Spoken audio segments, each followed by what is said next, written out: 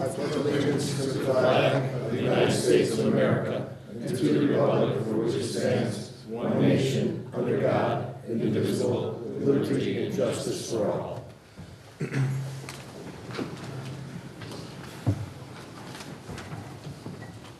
All right, welcome.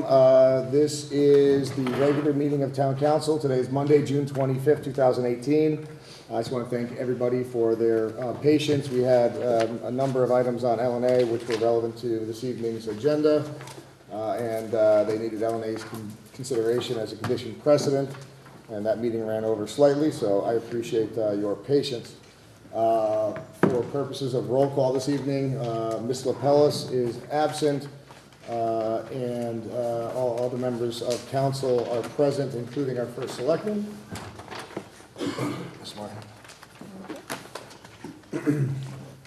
Moving on to the consent calendar. Are there any comments or requested changes to the consent calendar? I'll start by just indicating I do believe that there's one correction to be made that is fairly relevant to the proceedings this evening. My recollection is that Mr. Mauer did move to table the project concept review for the Monroe Performance Pavilion, and that was essentially tabled, but there was no action taken on the Neighborhood Assistance Act program, and I believe my recollection is that the minutes reflect that that was tabled as well. I'm just going through my pile of documents. Here it is, which I believe is incorrect.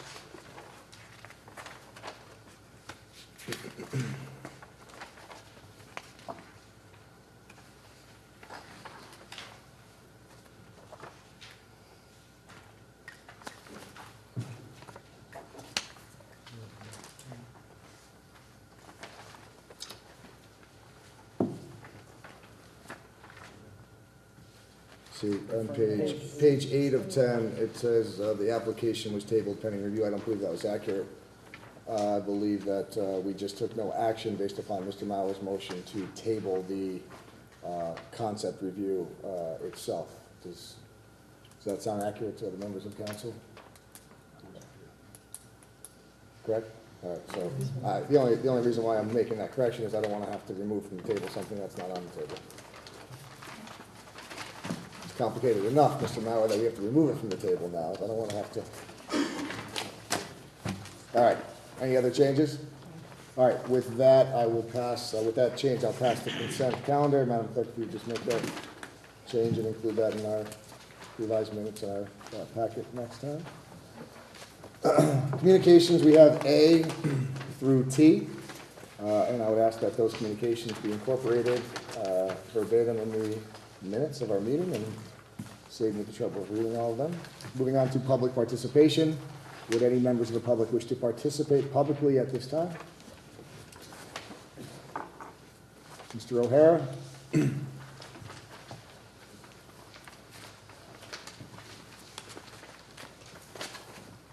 and address for the record, please. Patrick O'Hara, 282 Shelton Road, Monroe, Connecticut. Thank you, Mr. Chairman.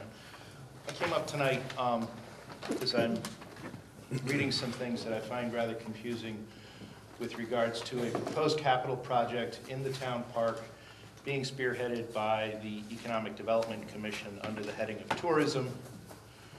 When I open up your town code, that is the code that all of you are responsible for writing.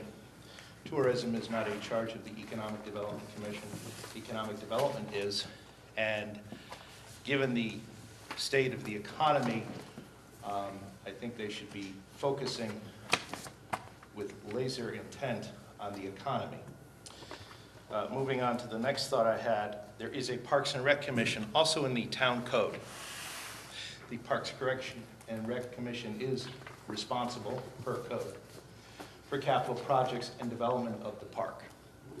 There's also a master plan that they are responsible for reviewing and creating. I had a copy of it, was reading it the other day, and there's nothing in the master plan about a performance pavilion. So I'm a little confused as to what's going on here. I would also add that, I find it a little unnerving that somewhere along the line, somebody has decided that a private company, without a contract approved by this council, gets use of the town park. I'm wondering when my business gets use of the town park for selling my product, or when perhaps a daycare center can be using our park, or a law firm can get established, et cetera, et cetera, et cetera. I do not stand here in complete opposition to the idea of a performance pavilion. I think what I'm trying to point out is that from where I stand and from what I've seen and read over the past several years, this is putting the cart way before the horse. It is taking what has been going on in our park, essentially the summer concert series where the Parks Commission hires somebody, they come in for a night and play music, and now turning our park into a venue similar to Seaside Park, where you have a standing performance center, attracting perhaps larger numbers of people for longer periods of time. I'm just wondering if that's what the neighbors have signed on for. So I would encourage this body to put a halt to what's going on, get the proper people doing the proper work, and if there is going to be a performance pavilion, in addition to the indoor performance pavilion at Jockey Hollow and the other indoor performance pavilion at Massac High School, which we've paid, I don't know, $60 million for in renovation fees over the last couple of years, that this project be brought through the process properly. Thank you. Thank you, Mr. O'Hara. Would any other members of the public wish to participate at this time? Sir, come forward, please. Name and address for the record when you arrive. Good evening. My name is Rich Papsco, 260 Peas and Peter, A-P again, S-C-O-E. I reside at 266 Cutler's Farm Road, directly across the street from Wolf Park. So I guess I was a little confused about the tabling of that, but I just wanted to bring to light the problems that last year, the play series and everything else brought to the neighbors. A new sound system was used last year for the first time. It was deafening. It was literally louder in my driveway than it was sitting right in front. I had Frank Cooper come up, and he understood that and said, okay, we'll work on it in the future. I'm for a pavilion. I love the concert series. I love seeing the plays. What's very difficult is for the 2 weeks prior to the performances, until 11 o'clock at night, it sounds like they are practicing in my living room. This gentleman brought up going through proper channels. There has to be sound testing. The few neighbors that I spoke to, immediately on the other side, said, please speak for us too, but and if it's just a matter of turning it to one side or the other, face it towards the woods, I don't know what it is.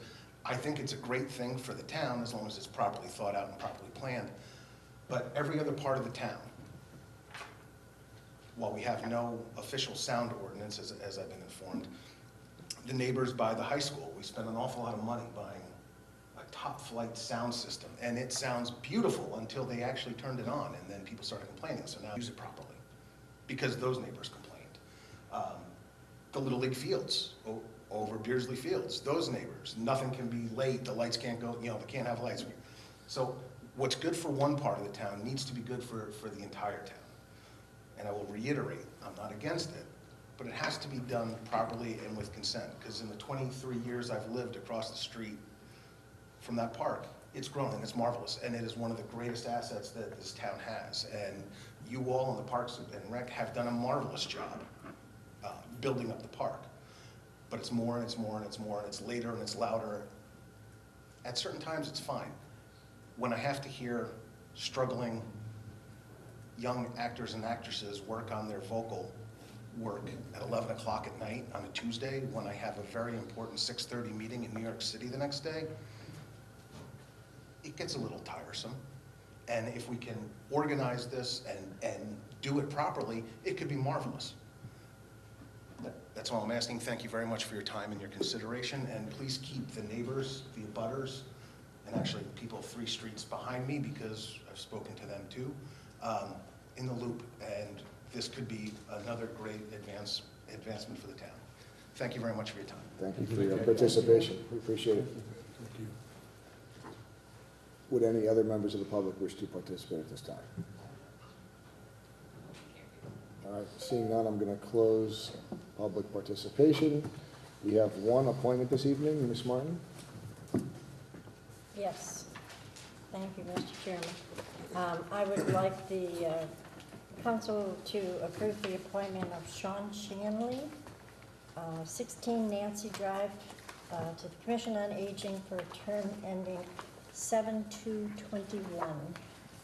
Motion by Ms. Martin. Is there a second? Second. Second by Mr. Mauer. Discussion, Ms. Martin? Sean Shanley's been a Monroe resident for 51 years. He was employed in the banking industry, from which he retired, and then went back to school to pursue a teaching degree. He taught for several years and is now retired. Mr. Shanley has a long history of volunteerism and serving the Monroe community. He's a former chairman of the Monroe Board of Finance, served as the town treasurer, member of the police commission, the charter revision committee, EMS, Monroe Chamber of Commerce, and the Rotary Club of Monroe. Mr. Shanley currently volunteers at the senior center and would like to bring his years of experience and knowledge of Monroe to assist senior citizens by serving on the Commission for the Aging. And this appointment fills a vacancy created by Jason Mauer. Thank you, Ms. Martin.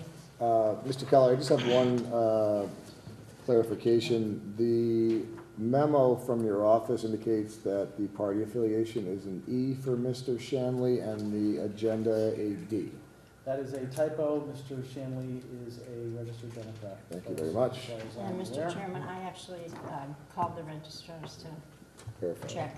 Thank you. And it is a typo. Thank you very much. Any further discussion? There's no E party to mine. You never know. You never know. You never know these I'm days. glad you noticed that. Mr. Mauer. Thank you, Mr. Chairman. As the council representative to the Commission on Aging, I've been to their past couple of meetings.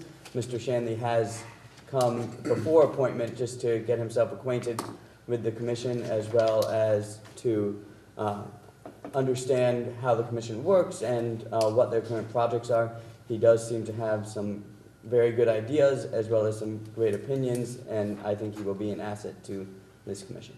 Okay, thank you, Mr. Mauer. Any further discussion? All right, seeing none, I'll call for a vote. All those in favor?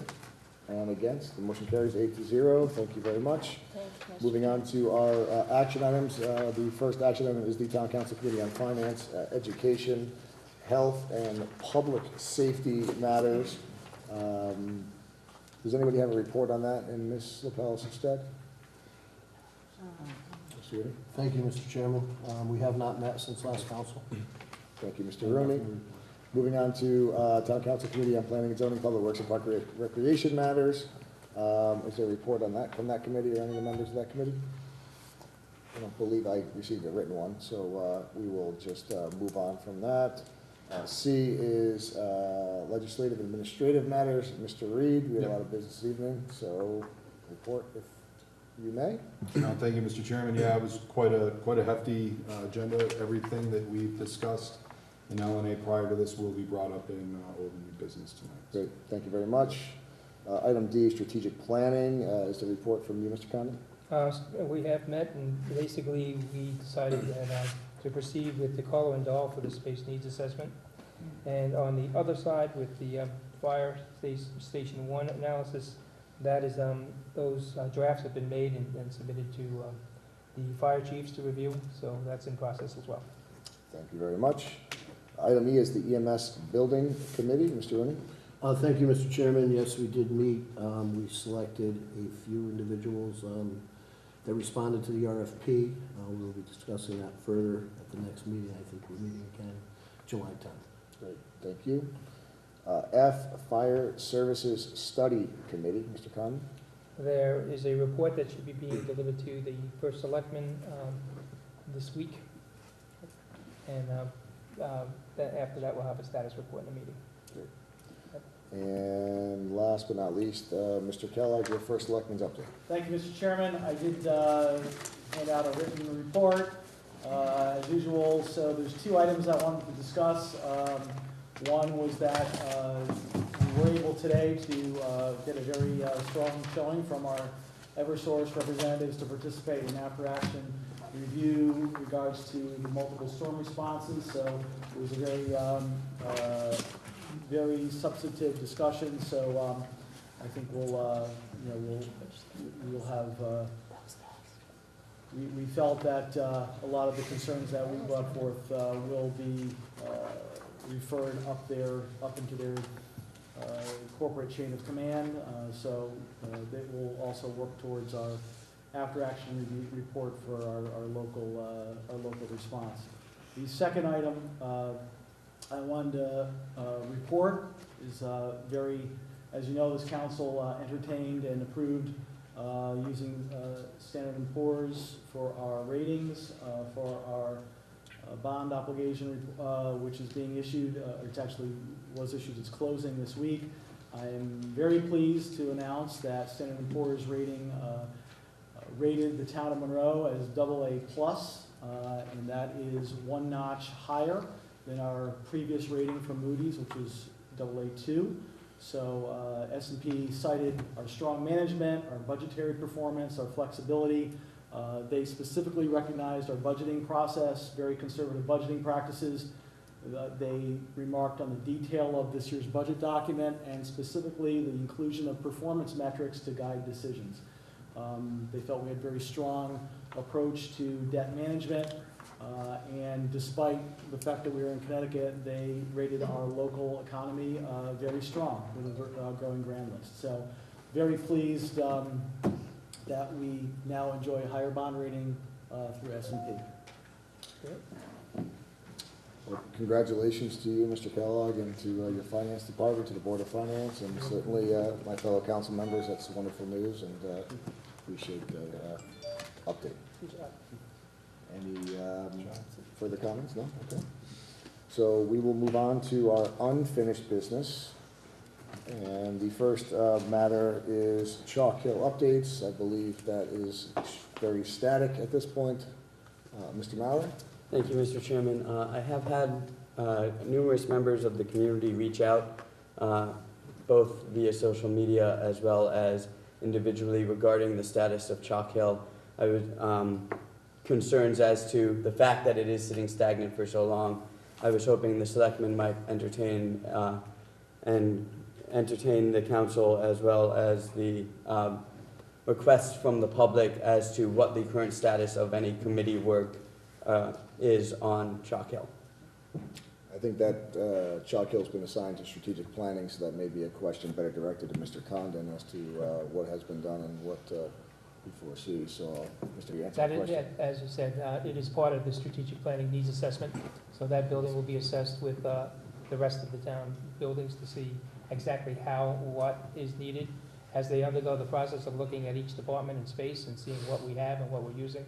That is part of the analysis. So nothing's going to be done until that study is completed. So Do we currently have any kind of time frame on when the study will be completed? Well, we are time of putting out the RFP for that to be done. That's the Carlo and Dahl, which we approved last meeting. So they will just, to proceed. I think, Mr. Maurer, it's interesting that you present that question because this council's been updated on a very frequent basis as to the status of the strategic planning committee's work with our space needs assessment. You've been updated every single meeting. Mr. Condon's kept us abreast. Mr. Kellogg's kept us abreast, and I think all members of council are well aware of what the plan has been for Chalk Hill and how strategic planning has approached Chalk Hill by including it in the space needs assessment. So it is well underway. The committee's been working on it, and we'll continue to work on it once we have that satisfied. Mr. Keller, do you want to add something? Yeah, I just want to add that the Strategic Planning Committee did make their recommendation to my office as to a vendor they'd like to proceed with. So the next step is to start those contract negotiations, and that would come back to this council, and certainly a project timeline would be inclusive of that data, of that contract when you see that. but none of this is new information. No.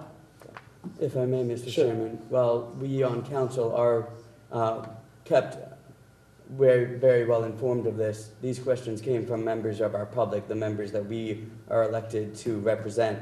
And I felt it necessary, considering those concerns, to bring that up at this council meeting so that there is a clear record of that, as well as minutes, so that I could point the public and the members of our public to those minutes of today's meeting as to that it was discussed today, and keep the members of our public abreast of it on a regular basis as well. To that point, strategic committee minutes are in your packet, and they have been posted, and they are every time we have a meeting, just so you're aware.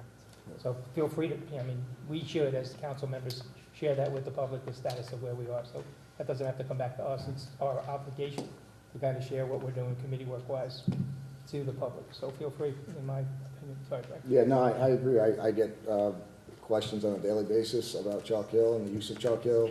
And I've been keeping my constituents informed on a regular basis as to what's been going on through strategic planning. So I encourage all members of council to do that. But thank you for your concerns, and continue to bring them up as you deem necessary. Moving on, anything further on Chalk Hill? All right. Moving on to item B is the project concept review for the Monroe Performance Pavilion. Is there a motion to remove from the table this item for further discussion and consideration? So moved. Motion by Ms. Martin. Is there a second? Second. Second by Mr. Mauer. All those, any discussion regarding the motion to remove from the table this matter? All right, seeing none, all those in favor? And against, that motion carries 8-0. So before us is the project concept review. Before we feel compelled to make a motion, I'm just going to ask for discussion in advance. Mr. Mauer, I'll actually turn the floor over to you, unless, Mr. Kellogg, if you'd like to kick this off. I mean, I know you kicked it off last time. I don't know if there's been any new developments, but we actually wanted further consideration and further information so that we could better consider this. So maybe I should kick it over to you just to have you start off the conversation. Thank you, I'd be happy to. So I did bring some of the concerns to the Economic Development Commission at their meeting that was held, it was the same week as the council meeting. I know some council members were present as well. Basically went through some of the issues and some of the questions that the council had, and certainly encouraged there to be representation from EDC here tonight. I know that we have more than one EDC member present tonight to speak to this, so I'd certainly be happy to turn the floor over to them if they want to speak to their application further. I think that'd be Unless appropriate. there's any specific questions you have for me, but I know that you were looking for more information from them, so. Perfect. Does anybody from EDC want to step forward, or, and, Good evening, ladies and gentlemen. My name is Ashish Verma. I reside at 232 Moose Hill. You're going to have to spell your name. Sure. That's the first time somebody asked. It's K-S-H-I-S-H. Last name Verma, V as in Victor, E-R-M-A. Did you need the address as well? 232 Moose Hill. Moose Hill. Believe me, I'm used to it by now. Before I begin, I have some letter and some images I would like to submit for the council's review and for your record. If you'd like to pass them out, then we'll There's a letter with some images. Here, Madam Clerk, I'll take them for you. You just give them all to me. Thanks. Let me begin by apologizing on behalf of Donna Verdisco, who is the sitting EDC chair. She's very apologetic that she couldn't be here in person. This has been a very passionate project of hers, but due to all of her work obligations, this was something she couldn't be personally present for, so she asked me to fill in. In lieu of her absence, I would like to read a letter to you, which she has written, and hopefully it covers most of the concerns or questions some of the council members, some of the public might have. Sure, please do. Done? Okay. I'm sorry. Sir.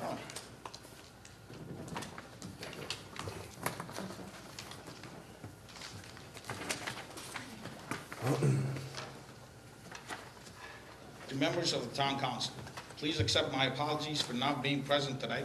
However, my schedule does not permit me to attend these meetings on Monday evenings, unfortunately. In my absence, I've asked members of the Economic Development Commission and Monroe Arts and Culture Council to attend to help answer any questions you may have. Over the past few weeks, I have had the opportunity to hear from a number of Town Council members, so I'd like to take this opportunity to address some of the questions that have been raised and address them firsthand. What is the background of this project? There was an independent group of community volunteers that came together back in 2016 called the Monroe Arts and Culture Council, focused on driving the performance arts, music, theater, art, dance, and literacy in the town of Monroe. This group is led by myself, Donna Verdisco, and includes members such as Rob Premrock, Marvin Moss, Ruth Berling, Lee Hostler, Susan Maurizio, Carolyn Tassitano, and organizations such as the Two Planks, Monroe Arts Council, etc., to name a few. Some of which are here today. Given I've been leading both MACC, for Monroe Arts and Culture and Council, and EDC, I had discussions with the prior administration and the Parks and Rec director and agreed it made sense to bring this initiative to the EDC to help spearhead, given the close alignment to the EDC charter in driving economic development and tourism across the community. Why is the EDC driving this, and what is their role?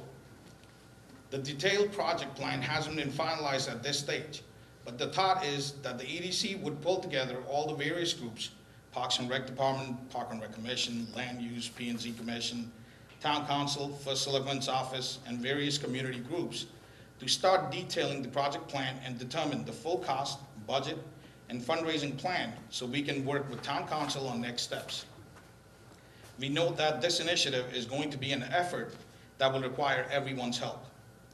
What work has been done so far? MACC had done a lot of research and started to get into the design phase of the project. Prior to the change of administration, then with the administration changes, we were asked to hold until we were able to get this in front of Town Council to get their approval on overall concept before additional work was done. And that's what brings us here today. To date, here is what research has been done. We gathered input from key stakeholders regarding usage and need to ensure we were able to accommodate the various purposes. For example, we talked to the Two Planks about what was needed for theater purposes. We then researched and visited various facilities to get a feel for the need, requirements, and cost, and began outlining specs needed. We had discussions with various town hall departments to get buy-in and input. Parks and Rec Director about current usage, requirements, and future planning. Finance and First Selectman's Office on accepting donations since MACC isn't a 501c3. Land use to get input on design and structure and gain a buy-in. For design phase, here is what's been done to date. A meeting was conducted with the land use to get input on structure and development planning process and gain agreement to the design we all liked. We started to get input on costs, so we can understand budgeting, talking to a builder on costs and designs for input. Preliminary discussion with an architect and potential sponsors, corporations, and private donors. What are the next steps? One, we get Town Council approval on the idea or concept. Then we will finish where we left off with the following next steps. Work with the architect and surveyor to draw final plans, secure and get quotes from builders and developers, EDC to pull various groups together to finalize plans, presentation to Parks and Rec Commission to get approval on final design plans, presentation to Town Council for the final approval with detailed budget, fundraising plan, marketing plans, development plans, and project plan. Where is the cost of the $300,000 to $500,000 coming from? As I shared earlier, a number of people on the MACC researched and visited various facilities to get a feel for the costs. The facilities were either too basic for our needs, costing $120,000 to $150,000, or too extravagant for our purposes, costing $79 million. There was one design we were able to locate that's closer in scope to what we determined fit our needs, and that started at $300,000. As any building project goes, we also need to plan for 20% additional costs above code, which got us an estimate of fundraising $300,000 to $500,000. We won't know the actual costs until we get an architect, builder, and surveyor out to the site and draft building plans.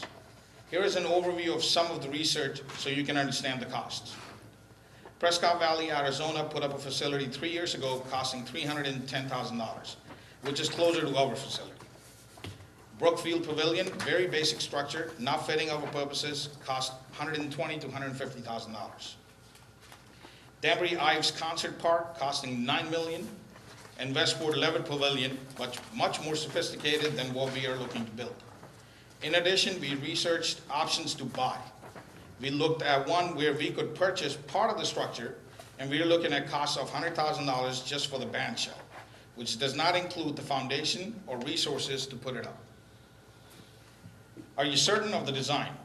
Once we get town council approval on the idea, then we will start working with an engineer, builder, and architect to scope out the final design, but expect that designs may change as any normal development plan would of this size and scope. This facility will allow the standard P&Z process we do today and detailed drawings and plans prior to going into the build phase. What is our fundraising plan? Once we get the final code, then we will begin to outline a detailed fundraising plan. Our plan will include charitable corporation, private donors, and the community. We did have one private donor who was willing to put up $100,000 last year, but given time has passed, we need to revisit discussion with these individuals and corporations who have expressed interest once we get the approval to proceed. The NAA application would also help, as it will provide a tax credit to businesses that make cash investments in qualifying community programs, and we believe most of our fundraising will come from charitable corporations, so this will be very important to secure funds. Our thought is that we can secure an application this year and next year given how high the costs are. Will this cause a deficit to the town? No, there won't be a deficit to the town, as the plan is not to start building until everything has been scoped out and the money has been raised. Will this interfere with other donation projects? We expect the majority of donations will come from charitable corporations, so we would suspect we might be tapping into the different groups as other efforts seem to be targeting the community. How will this be maintained? Once we put together the detailed plan, we will be able to understand the costs for ongoing maintenance and have a plan on how this will be handled. The thought is that the Parks and Rec Department will manage this facility as they do today with all of other town buildings. What are the sources of income? We know this will bring in revenue to the town of Monroe. For instance, the Parks and Rec Department rents our facilities already, but the specifics is still needed to be determined. In addition, revenue will come from ticketed events as well. Note that we believe there will be a current net saving of $7,000 per year to the town. These costs are covered through P&R programming rental fees we incur today. Did the town council accept the donations to date? In looking at prior minutes, town council has accepted some donations to date. There's a current fund balance accepted by finance of $3,747.50 restricted for the performance pavilion. What are the naming rights? Once we proceed, we will come back to town council with a detailed plan. Our initial thoughts are that we would highlight the sponsors, private donors, building committee, and other members involved, but these details have not been finalized and will be outlined in the plan once we get the okay to proceed. Members from the EDC and MACC are here to help address any additional questions that you may have, but we hope you found this information helpful until a more formal plan can be put together. Respectfully, Donald Verdisco, Chairperson for Monroe EDC. Now, along with this letter, there are some pages, about 7 images, I know these are black and white, so they don't do it justice, but you can see the different options that are available out there. These are the sites. Some of these sites, MACC, Two Planks, some of the other community members traveled to, looked at what they're built off, what the cost is, and this is the pool we based on coming up with the $300,000 to $500,000 option. Now, any questions, concerns, anything else you might have that maybe me or my fellow members could address for you?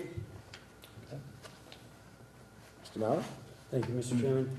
Thank you, Mr. Verma, for the information. First and foremost, I want to thank EDC for coming to the meeting, as well as coming with all of this information. It does seem like you truly took any questions and concerns that this council had to heart and did a very good job of giving an answer to many of the questions that were asked at this last meeting. Understanding that this is a concept review, you addressed briefly that this is an ongoing process, that after the concept you have many steps to go in the future. You mentioned bringing in other committees. Is there any intention on bringing in community for community input as to design or as to what is needed for the park? As you heard from some of the community members, there are certain concerns when it comes to sound or traffic or things like that. Is there any plans for EDC to hold any meetings for the public to voice their concerns, opinions, so that those can be taken into account with the plans? Mr. Mauer, just to borrow some of your words, we are in the nascent stages of this project at this time. So right now, we are in front of you with the concept of what we are hoping to accomplish. Now, I understand anyone who lives close to it does not want to be disturbed at all wee hours, and that's a very valid concern. But we don't have answers yet. This is something, right now we are at a stage whether if it's something everyone's interested in, if you would like us to follow through with it. So once we get an okay, or your blessing, so to speak, then we can proceed from there, get a little more information, and then bring it out to public. I don't think at this stage we are in any position to come up to public. They're gonna ask us the same questions, which we haven't prepared for at this time because our hands are tied at this stage. If I may, I agree with you. My question is more that in the further stages, is it the plan of EDC, of this committee, to involve the public and to take in public concerns as part of the planning process? Definitely. This is a community project. It is for the community. We're trying to do something. EDC landed up being or spearheading this project not because we wanted to. It seemed to be the best position for us to be in. It's just that we work very closely with the First Selectman's office, who's also the director of the EDC.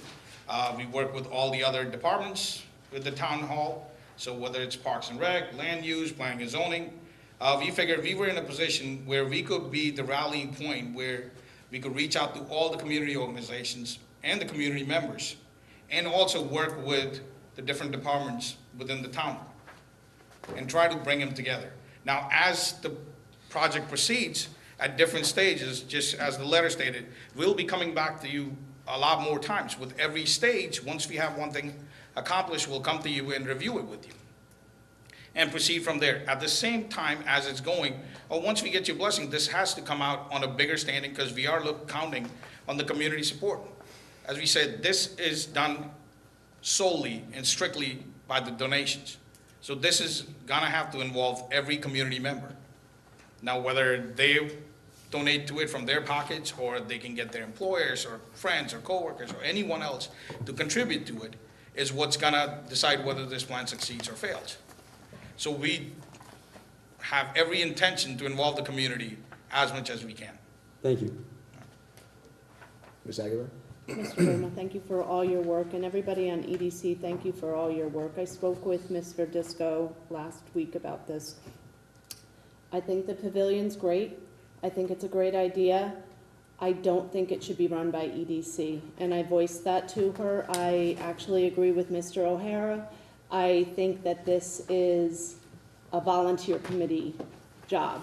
So as wonderful as I think it is, I'm not quite sure that Monroe is a a tourist town, and I'm not quite sure that it will be a tourist town with a pavilion, as much as I think a pavilion would be fabulous for our town, and it has been fabulous for our town. It's brought people in, but we don't have anywhere downtown to go in our town. So I hesitate in using the word tourist, bringing tourism in.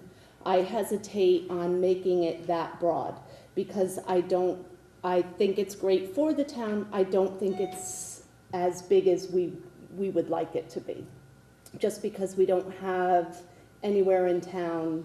I mean, you look at tourist towns that have something like this on these examples, and they have a downtown to go to. You know, they have where you can park your car, go to a restaurant, and then walk over to the theater. And we just don't have that. As much as I think, I'll be done in a minute. As much as I think that it is great, and I love going to the shows, and I love going, one thing I wanted to bring up that Ms. Verdisco said was, we do pay for the concerts to come in. So that's not income that's coming in. They don't rent the stage. We pay for them to come in. So that comes out of Park and Rec budget. So I think she referred to the fact that people pay for that. No, people don't pay at this point. That's what we're looking to change.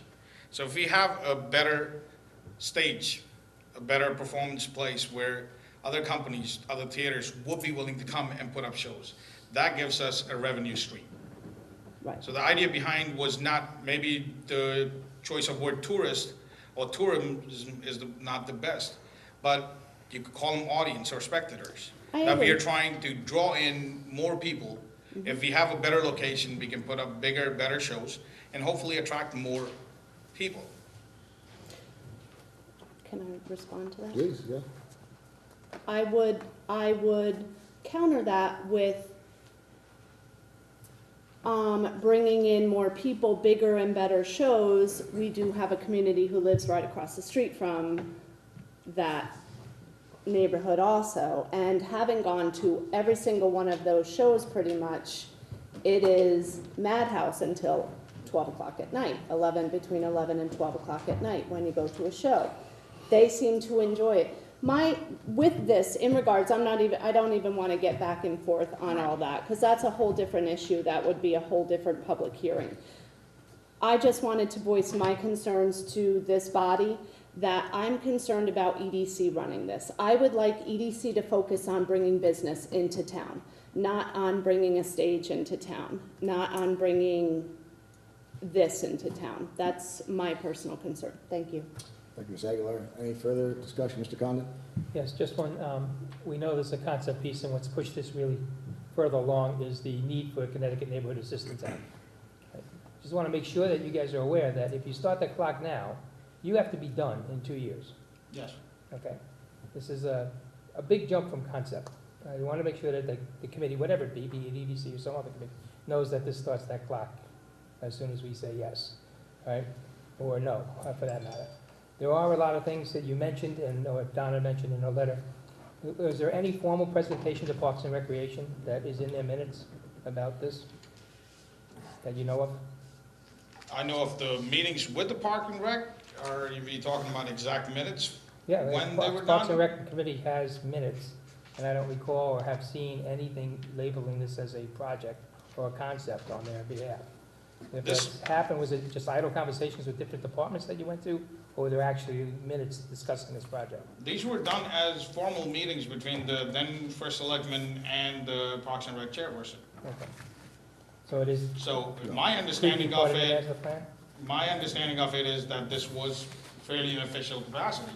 If different departments are being used to come together and review it.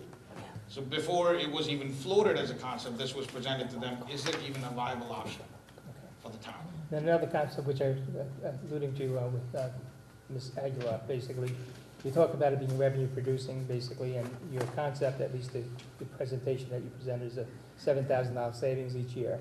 So just want to make sure we have that in perspective. If it's the $300,000 mark, that's 42 years before you see anything, regardless of additional expense for maintenance or anything else.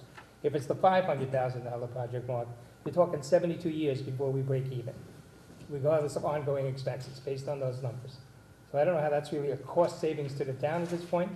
Granted, you say you want to start charging something, but it's not the established practice at this point. So something to note and be concerned about is that's a long time for a payback for a pavilion. And I'm a big favor of the arts. I mean, my daughter's an actress. I mean, she has a lot of people to thank for that. So she does a lot of plays. But I think, we really need to go through the process and make sure that we have the timeframes correct for this and really think it out a little bit more. I agree that maybe it's not an EDC project, much like the other projects we're doing in the park. It's a separate entity. Just to respond to you, I'm not looking to, this is not, I understand this is not a to and fro. I'm not looking to challenge any questions. I just wanted the clarification on, you said the $7,000 and then you tied in the $305,000 figure. Right, if you're only getting I'm trying to figure out why. Well, in the article that was relayed to us at your EDC meeting, said you were saving $7,000 per year for not putting up For the temporary rental, right. rental agreement. And in that article, it says that, actually it alludes to the fact that this is a cost-effective solution in the article that Donna had sent us. Right. Right? I don't know how that's cost-effective if it takes you 42 years to get a payback for the cheapest one you put in, or 72 years for the 5 times for a return on investment. Well, Be it a good investment or not, or a desire of the community. If that's the only thing you're stipulating the savings on, that's a long haul. no, so maybe this is where I'm getting a little disconnect is the $300,000 to $500,000 and the $7,000 are totally different beasts. One thing has nothing to do with the other. $7,000 is an expense the town is incurring at this time. Correct. The $300,000 to $500,000 is not an ask for the town. So we're not asking the town to pay for it. We're not asking the P&Z to pay out of their pocket or land use or any of the departments to dip into their budget to pay for it. This is a project expense. We are thinking that this is what we will have to work towards raising, strictly from donations and fundraising. So, yes, the town will save $7,000. When you compare to $300,000 to $500,000, it's nothing, right? And I completely agree with you, but I just think you can't tie both of them together because the other is an expense we might incur if we proceed with it. But then again, for that expense, we're gonna be strictly looking to fundraising and donations. So the 42-year or 72-year mark just doesn't really have a skin because the town's not footing the bill, so it's not something they have to worry about getting their money back. Just to be clear, it wasn't my assumption, it's what's written from what Donna sent us in regards to the publications that went out. No, that's That why I the was asking justification. for clarification, because Right. in my head, these were two different Let's topics. move on. Anybody else, comments? If I may, Mr. Chairman. I want to let as in compliance with our rules of procedure, each member of council is permitted to speak once on each issue before a member is entitled to speak twice. That's why I'm recognizing understand. you, and I will get to you.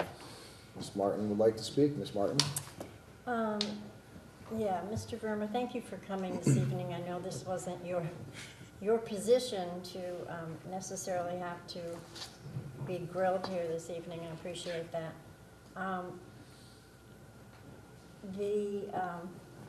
In the application, it appears that the Park and Rec response is very positive. They start out, it's going to be an amazing addition to the park.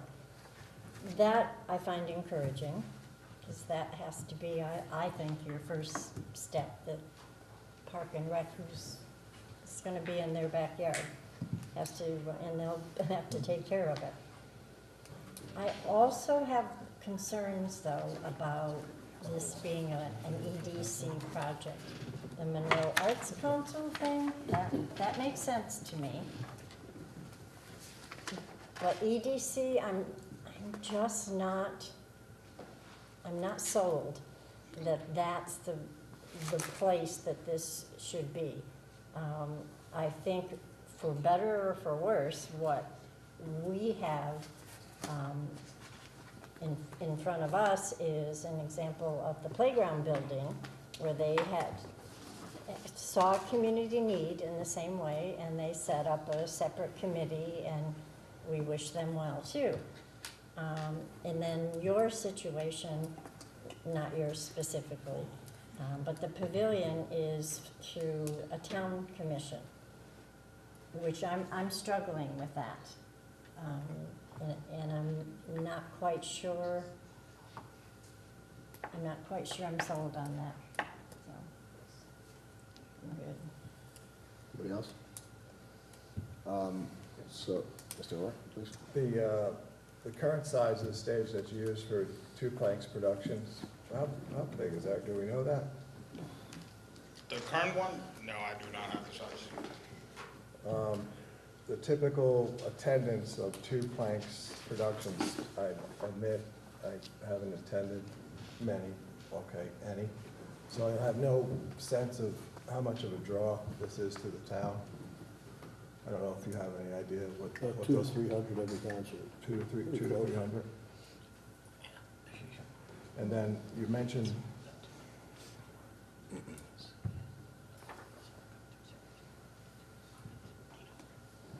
So I was told, for the Two Planks, we get on average of 250 to 400 attendees.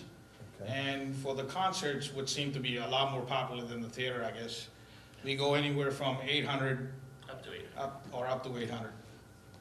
okay, concerts 800. All right, so typical uses for this pavilion at this stage, you can certainly add to this, would be the concerts and the Two Planks venue. Right. Is there any other anticipated uses for the pavilion? Anticipated, yes. We were hoping to involve every other member or every other aspect that Arts Council deals in. So whether it's having art fairs, displaying art on it, having more theater groups involved in it to have more shows, and same thing following up on the concerts and the bands to increase the number of presentations we have. With Mr. Condon's comments regarding the tax abatement clock running at 2 years once it's moved forward from this council, does that match your timeline with regards to the fundraising mechanism that you're looking at, or is that still in the deliberation stages? Once we have, that was considered, and actually, I think Donna Verdisco addressed it in her letter, that we do have the ball for the 2-year mark. For about 2 year mark, okay. Let's see here. Oh, okay. So I'm looking at this, these two proposals. So this is a $300,000 to $500,000 one, Right. and this one here was the $75,000 one. Right.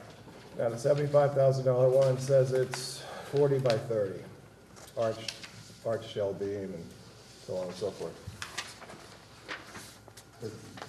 That's an incomplete one, okay. And then the 300,000 to 500,000 is 50 by 50, so there's, you know, I don't know how much more of a square footage gain we get for such an exponential increase in the price. Although I'm being told that this is somewhat of an incomplete model. Correct. This is the one you were told. This is the $75,000 one, yes. The $75,000 one was the one that you mentioned would need all of the fit out to go along with it. $75,000, from what I understand, was not only the framing was a modular versus a more of a permanent structure, which wouldn't require as much maintenance and the lifespan. Plus, the 75 mark doesn't cover the full cost of that. Does this come, with the $75,000 mark, does this come with the foundation and all of the, No foundation. okay, so that part, That's just the modular whereas piece on the $300,000 to top. $500,000 one That includes that? covers everything. I'm done for the moment. Anybody else? Mr. Kellogg?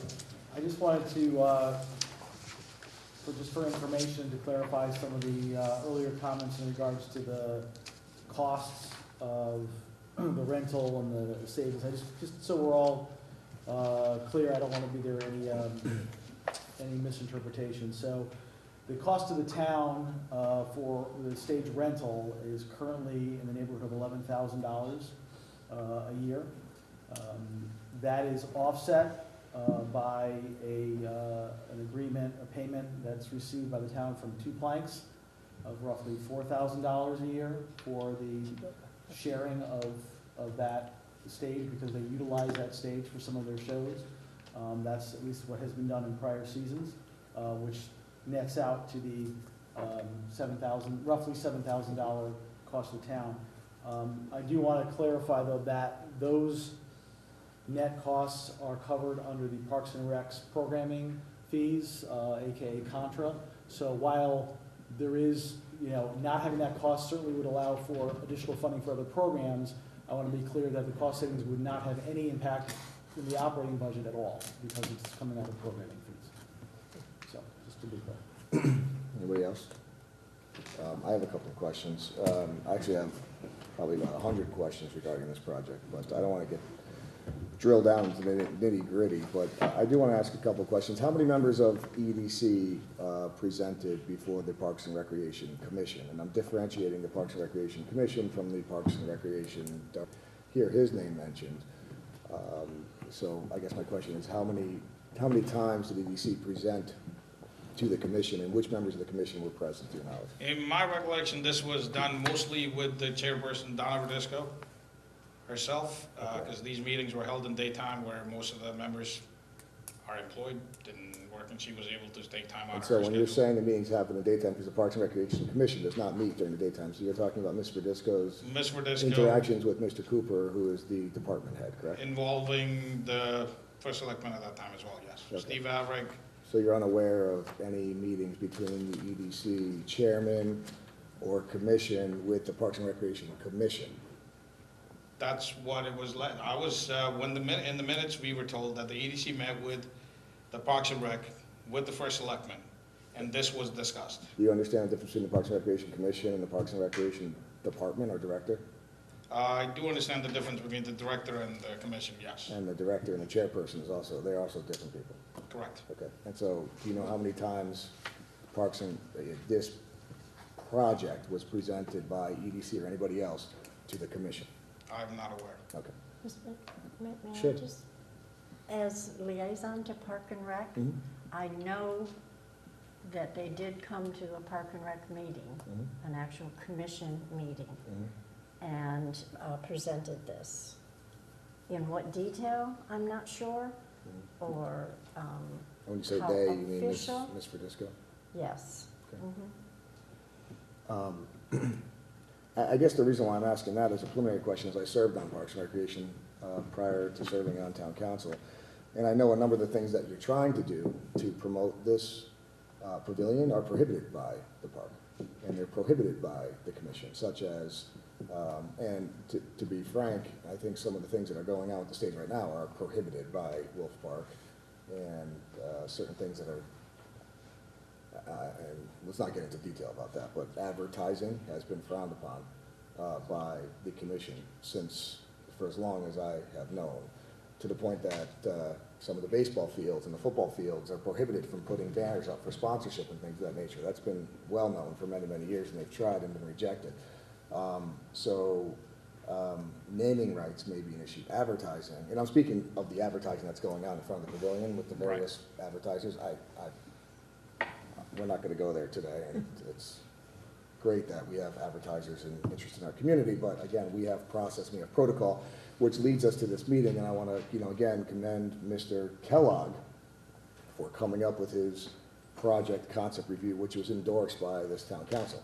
And the reason why Mr. Kellogg felt compelled, in my opinion, to come up with a project concept review is to prevent exactly what happened with this pavilion. This scenario, this pavilion, is a good litmus test for why Mr. Vavrick was compelled to come up with the project concept review, because Mr. Kellogg. I'm sorry, Mr. Kellogg. What did I call him? Vavrick. Forgive me, Mr. Kellogg, and I've been sitting up here way too long, apparently. No need. Well, Mr. Vavrick didn't come up with it, and Mr. Kellogg did, but I think Mr. Vavrick had good intentions, and we've always said that, and I think all of you have good intentions, and I think the idea is great. It's grandiose, it's aggressive, support the arts. I've been to many of the concerts, so I think it's great. But right now, I think it's the pie in the sky approach, and I think what you're asking council to do, and what my concern is, there's been money already donated. Correct. For the specific purpose of this pie in the sky approach, okay? And I think that's offensive to the community as a whole. And what you're asking this council to do is to endorse this pie-in-the-sky approach, which means, again, let's take aside all the intentions, I think it's great, but you're asking this council to support an EDC commission, which we'll get into that in a minute, because we'll talk about what the charter purpose of EDC is in a minute. This by no means fits within the scope of EDC, and I think it's unquestionable that doesn't. But in any regard, we're asking a town body, a town resource, and again, EDC doesn't have a big budget, but you as volunteers become the voice of the town. You become a resource of the town. You are a resource of the town, okay? And what we're doing is we're endorsing you to go out and move a project forward that's completely unknown. And so if the press was here with the story, it would read, Town Council endorses Performance Pavilion, $300,000, and everybody's gonna be running around town saying, hey, how do we donate to the Performance Pavilion? While Mr. Papsco over here is biting his nails off, okay, because he's gotta go home and answer to the neighbors that he came here this evening to represent. How did this happen? We're gonna go from a few shows in the summer and we have to endure to selling tickets to expand the use of this pavilion to a more grandiose pavilion with maybe larger speakers, more frequent performances, maybe, and I was gonna ask you these questions, right? But I'm not gonna go into lawyer mode, I'm just gonna throw it out there, right? Are they gonna be during the day? Are they gonna be during the evening? When are they gonna be? Are they gonna interfere with other performances at the park? Sports programming? Parking is completely insufficient. Mr. O'Hara can talk about that. He's in the back of the room, okay? There's no parking there to have these events. You can't have them 9 to 5. You can't have them in the evening because you're gonna violate Mr. Pasco's rights by being a citizen of this town by causing him harm. And that's just a few examples that are more inflammatory, right? So many questions have to be answered regarding this project, notwithstanding who is MAC, what are they, what is this group of volunteers that got together? Who authorized it? Did Parks and Rec authorize it? Was it Mr. Cooper? Was it Mr. Vavrick? How did this money get donated and for what purpose? What are we actually building? How are we gonna maintain this? And you have to understand our perspective is, okay, we have a pavilion, great. There's a lot of ideas that come before council that are wonderful. If you sat, I didn't see you there, but if any of you sat in our capital projects discussion, we got a laundry list of projects, okay, that are waiting for town funding that have been on the list for 5, 7, 10 years. Some new ones that came up, like how about we store in a building, how about we build at Parks and Recreation an actual building to store the lawnmowers and all the assets we have, that if you went around the park, they're sitting in the woods getting rained on and rusting. All right? How about we actually build a building at the park that's probably gonna cost $300,000 so we can house our investments and take care and maintain the park that we can't even maintain right now because we don't have the equipment to do so. So there's so many questions to be answered, and I just want you to understand what you're asking council to do is to endorse a project that has way, way, way too many questions to be answered, okay? And so I cannot support approving this project concept review in this stage, okay? It is wonderfully intended, but it's pie in the sky right now, and if you sat in my seat, you would understand. We have 2 fields that have been approved with bonding that's been approved for 3 years, and we can't even build a field. We haven't even broke ground on those fields. 3 years. And you and Mr. Disco and EDC stand before us confident that you can build this pavilion in 2 years. Well, if you turn around and talk to Ms. Oros, because she's the last woman standing in that department, you ask her how quickly those fields move through the town. And that's a field. That's not even a structure. There's no structure in the field. Okay, we got grass over there. We can't even get grass built in 3 years. Okay? So, again, pie in the sky, and you're asking council to endorse it. Let's go back to EDC. It's completely inappropriate for EDC to be shepherding and spearheading this project, okay? And I'm shocked that EDC would take this on. EDC's purpose, pursuant to the charter, conduct research into the economic conditions and trends in Monroe, certainly beyond research, make recommendations to the appropriate officials and agencies regarding action to improve economic condition and development, way beyond recommendations, coordinate the activities and cooperate with unofficial bodies organized to promote economic development, way beyond that, And this is advertise, prepare, print, and distribute books, maps, charts, pamphlets, and other materials which may carry out the unofficial purpose.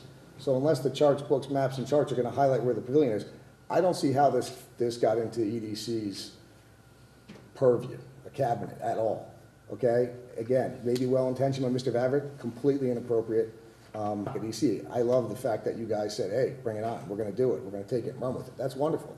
But we consider appointments to EDC frequently. I know, you know, on a regular basis, we've been petitioned by EDC, most recently by EDC regarding the budget. And I don't recall anywhere in the budget any talk about EDC spending all this time on the performance pavilion.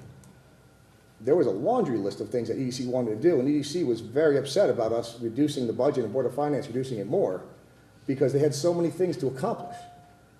I don't recall there being any conversation about the time being spent running around doing all the things that need to be done in Ms. Radisco's 8-point font, single space, 3-page letter that you just read before us, all of which has to get done before you can even come back to council to have us consider the project. So, again, my recommendation would be, let's keep the momentum moving forward. But I think the first thing you have to think about is how are you gonna turn around and answer to Mr. Papsco back there about all the grandiose things that you facing this way said you want to do. And then you got to turn around and answer the questions that you know he has, that because I think his comments in public participation would have been very different had he heard this presentation, okay, before. And he'll have the opportunity to speak again if he stays, wants to stay till midnight, because our agenda's so long. But there's a second public participation on the agenda, and that'd be a wonderful time for Mr. Papsco to probably go home and get a nap, come back, and then talk about how he feels about this presentation. That's just one member of the community. So, again, my recommendation would be as follows. I think that this is a wonderful idea. I don't want to get into too much detail about what MAC is, because I'm very confused about MAC. I don't understand what that is at all, and I don't understand how this project got to where it is. But I would implore Mr. Kellogg potentially to, you know, take all this under advisement and to come up with some type of proposal for, you know, a formal, properly developed committee of individuals who can take this, take a better look at this concept, and may include EDC, community members at large. I'll leave it to Mr. Kellogg to come up with that. I do think this is probably a project, I think Ms. Aguilar may have already said it, is better suited for a 501c3 or some other type of community group like we saw at the playground and we've seen with other concepts. I don't think this is appropriate for EDC.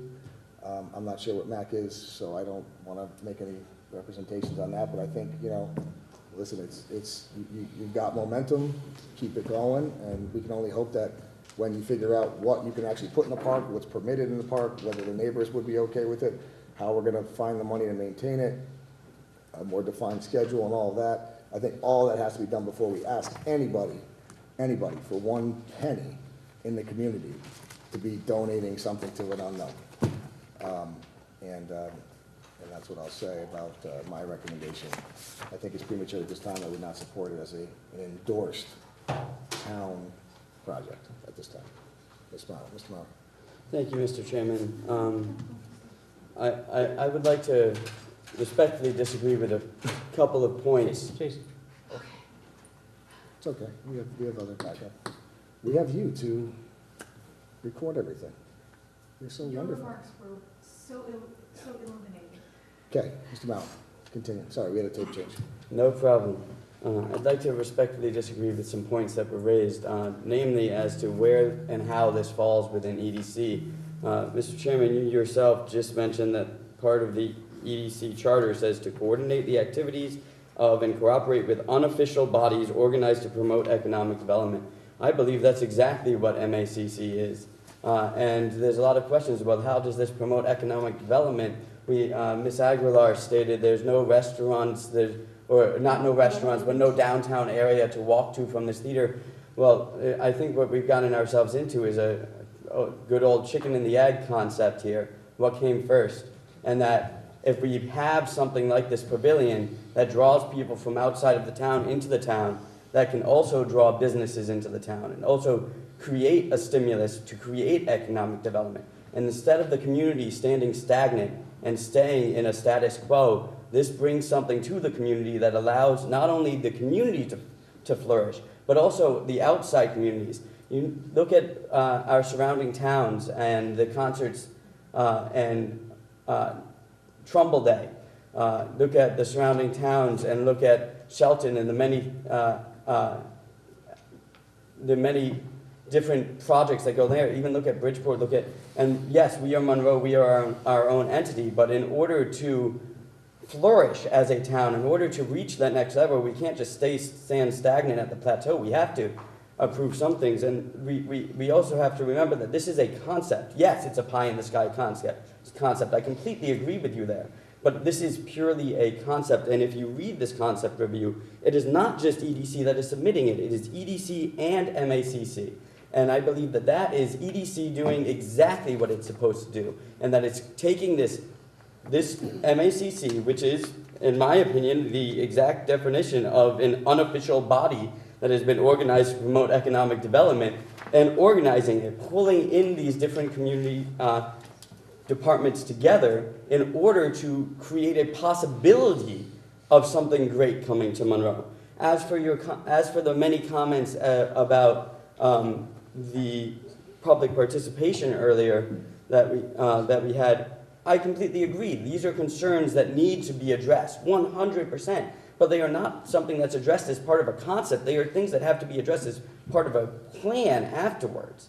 This is purely a concept review. And every single member of this council, I believe, has said that they think the idea of this is great. Well, that's what a concept is. It's an idea. If we do not approve the idea, we can't move forward.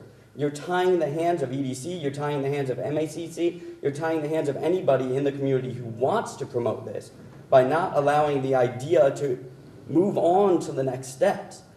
This is a concept review, and when we as a council approved this concept review, there were conversations about just that. What does this entail?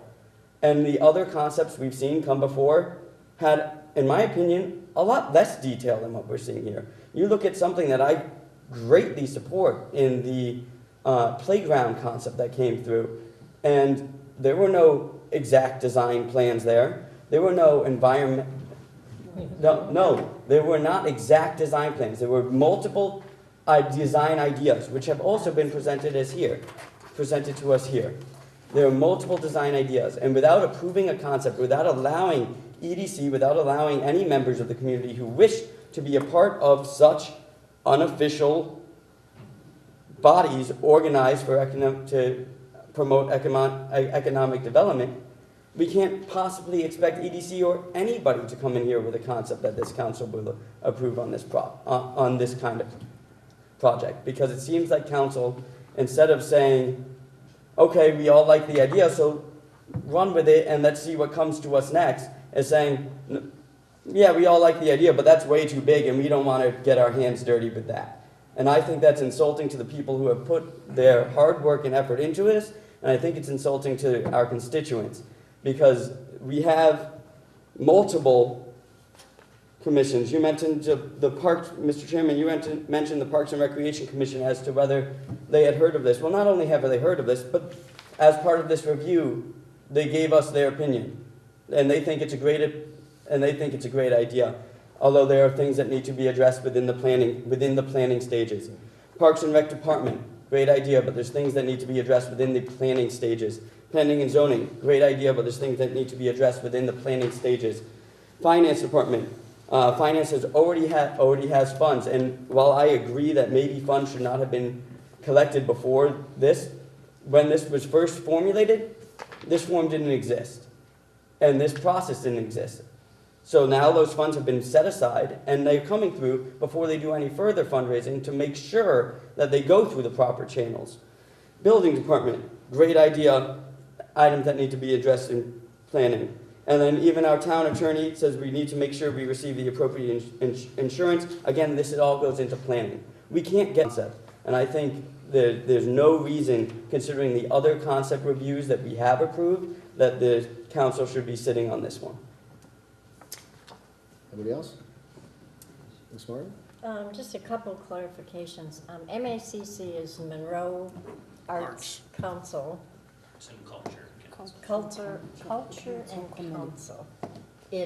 I don't know how active it is right now. Through the years in the past, it's been very active with art shows on the green and that kind of stuff. So it is an existing body.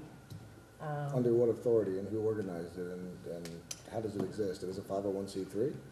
You know, I don't know. Because the application, as you recall, I don't mean to cut you off, but the submission was unclear as to what MAC was. And actually, I think you or someone on council had that question, Mr. Mauer, and it hasn't been answered. May I answer that part? Sure.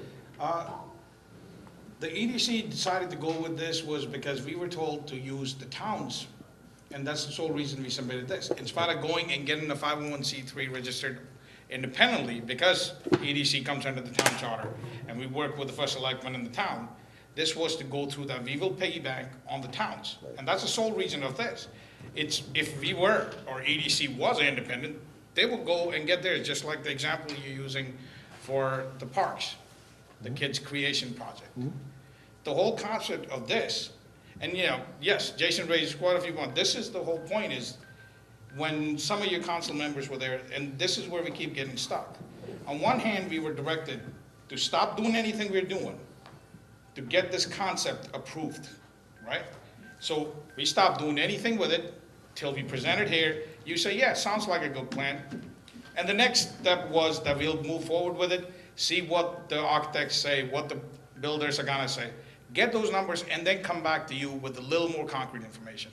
I understand, you know, the play on Ms. Foster who was complaining about the noise. If I was living there, I would have the same complaint. But that's a little early to raise that point and make an issue out of it. We are still in May stages. This is nothing right now. Pie in the sky, yes, it is, definitely. It's a big thing. It's a big project. We all agree. We all also agree the importance of it.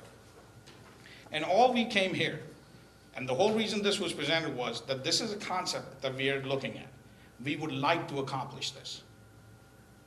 And half of it, in all honesty, became an issue of why, how are you doing it? Which I personally don't understand. Why is that an issue, whether EDC is involved or not? And I could care less, honestly. But I do find that insulting, that why is that an issue? We are here to present a concept for the town, which hopefully the town will benefit from. The concept is, the stage we ran, in spite of that, we would build a permanent structure which everybody can use. Hopefully it'll bring in more people. Hopefully they'll spend more money in the town. Hopefully that'll lower my taxes and yours, because I know we all live in this town. So that would benefit all of us. And that's it. At this point, that's all it is. Now, you can definitely, and you're a lawyer, I'm not. So I can't get into the details of, and I'm sure you'll beat me at it, but that's it. That's where we stopped. When we were told to stop, don't do anything, don't get any approvals, don't get any appraisals, don't get any architect drawings, don't get anything reviewed till you get it approved by the town council, and that's what we did. Now, in essence, we're basically being penalized for not doing the work which we were told not to do.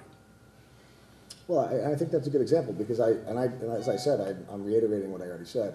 I think we're all saying the same thing. I haven't heard one person up here say this is a bad idea.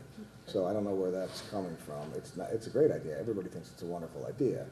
There's a lot of ideas that are wonderful, but they require work. I think the problem we have here is that, I don't know how to put this politely, and I think I said I commend EDC for all the work and doing everything it did.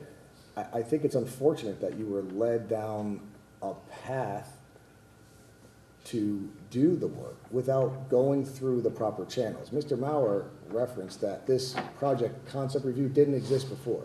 Well, I agree the paper didn't exist before, but this council's been clear since I've served on it that any project of this magnitude or this scope that would involve a town body would absolutely go through the same process. I want to commend Mr. Kellogg for his creativity and say that he came up with this novel concept, but he didn't. All he did was put on paper to establish written protocols and precedents so that there's a record of what needs to be done. Okay, before that, for many, many years, I was always told, well, this is how it's always been done. And you know what? This project has always been done in the same fashion as is required by project review. A project that's endorsed by the town of Monroe, that's being fostered and pushed by essentially Mr. Kellogg's office at this point, and prior Mr. Vavrick's office, because that's what EDC is. It's an advisory commission to the first selectman, right? You're part of the executive branch pursuant to the charter. That's how the government functions. It's unfortunate that didn't go through the process before, and EDC feels that, you know, you're being penalized. No one's being penalized. My suggestion is time out, reset, great job on the project concept review, but let's do it right. And I don't think personally, and I think I have the support of my council members from what I've heard, I don't think this is an appropriate project for EDC for a number of reasons. Number one, it's an overutilization of the minimum resources that we have on EDC, volunteer time. It's not in compliance with, in my opinion, with the charter mission. Mr. Mauer can disagree, but I think it's fairly clear. And I don't think that this concept should be something that is responsibility of EDC. That would be a very strange and new concept for the town. If we had commissions pushing these type of projects instead of their other duties, in lieu of those other duties, it would be a real problem. Mr. Kellogg would have a really hard time. That's twice. I'm sorry. Mr. Kellogg would have a really hard time running this town. So I think it's a great concept. I do. I just think it's inappropriate for EDC to move it forward. I think that some legwork should be done by, some more research should be done, some more legwork should be done. We should really, really, really have our ducks in a row with a project like this. And to make analogies, to compare this to the playground submission is completely insulting. The playground submission was a replacement of what's existing, okay, that's been utilized there for years. This is a vast expansion of what is currently there, okay? This is, and admittedly, this is a huge expansion. You're trying to exponentially increase everything that is there, including cost. The playground committee came and said, hey, the playground's beat up, we gotta replace it. Let's replace it with some plastic. Oh, and it looks like the old one. So to say that, with detail, to say that this is analogous is completely insulting. And that didn't come from me, that came from Mr. Mauer. So I think you cannot compare this. I think it's a great concept. I think we're spending too much time on you know, worrying about, you know, the details that we don't know yet. I think the council sounds to me like everybody would consider this. I think it would be wonderful if it was feasible. But I don't think it's appropriate for EDC to be moving this forward. I don't think it should be EDC. I think it probably should be MAC, but I don't understand the organization of MAC. No one's answered my question yet as to what MAC is, who organized it. Is it a 501c3? I understand it sounds to me like it's an informal community type of committee, but I've also heard that it was, you know, had something to do with the town. And so that's another concern. So we need to get our ducks in a row before we submit something of this magnitude with this type of community impact. That's my personal opinion, Mr. Owen. Just a question. There's the Monroe Arts Council, MAC, and then there's the Monroe Arts Council. And Culture Council. And the difference between the two are? Yeah, there is a difference. So the MAC is a longstanding So body, you which, Who are you? yeah, I'm sorry. I'm Robert Primorak, Spell the last name, I'm sorry. PRIMORAC, just like she's the first time anyone's ever asked me that. 320 Cross Hill Road. Thank you. And I'm the executive director of Two Planks Theater Company, and in addition to a number of other things. So obviously we have a vested idea of the performance pavilion. I can give some context relative to the MACC. That was a body that was brought together under the auspices of the prior first selectman, Mr. Vavrick, I would say about 18 months ago, where he brought together a number of community folks related to various genres of the arts. Theater being represented by Two Planks, the Monroe Arts Council to represent more of the creative arts, as well as a few other members representing some of the other performing arts that were in place. So the idea of this organization, which is not a 501c3, nothing has been applied for, was to start a process of fomenting the arts within the Monroe community, to give performers a safe place to be able to do their things, right? And so there have been some things that have been done over the years in conjunction with some of the existing organizations, Save Our Stephanie with Mr. Hostler, the Stephanie Green folks. We've done a number of events there. Their art shows that have been put on there were not necessarily under the auspices of MAC, but certainly those were the types of things that the MACC was looking to generate. So that's a bit of the background and the context, so hopefully that clarifies a little bit. So it is not a town chartered, it was just Steve Vavrick being a community, trying to bring everybody together and trying to get something bigger and broader, because at the time also the Monroe Arts Council had sort of dwindled a little bit, and this was a revitalization and taking that charter and expanding it a little bit broader. So Monroe Arts Council is still in effect? Yes. Where do they stand on this project, or have they weighed in? I missed that. They are supportive because they are part of the Monroe Arts and Culture Council, so everybody is supportive. So the notion of what could this performance pavilion be used for, so there's a lot of things, and clearly everybody is understanding of the current uses of the stage that is erected in the summers in Wolf Park, really being around two things. Number one, the summer concert series that runs sometime in June through late July, and then the Two Planks Theater performances, which run 2 to 3, 4 weeks, depending on the seasons that we're mounting. And in conjunction with Frank Cooper, the arts in the park, the concept of the arts in the park was something that was expanded about 4 or 5 years ago. Now, when we think about what are the potential uses for that space outside of that, because frankly, to build a performance pavilion for use in those 6 weeks would be a tremendous waste of resources and a tremendous waste of time. So the theory of the case is there's a number of additional uses that can be brought to bear. Number one, it can serve as a shelter for some of the other programs. If they're out in the park, you get a sudden deluge, people can use that as a shelter away from that. Number two, some of you would probably be aware over the last number of years, there have been concerts that have been canceled because of rain, or precipitation earlier in the day that caused the stage and the equipment around the stage to become sufficiently wet that it was unsafe to use. You have a covered space, that becomes less of an issue. You can continue to provide the programming. Number three, because the pavilion or the current staging is only up for a limited period of time, it limits the opportunities for others to come in and use things. Things like potentially dance recitals, as was mentioned, potentially art shows, sculpture displays, any sorts of types of things. Certainly another use is Monroe Night Out, which was formerly Nationally Night Out. Jen, I know you're passionate about that. They have used that stage space for their DJ. Could that be used more broadly? So there's a lot of things that could be done.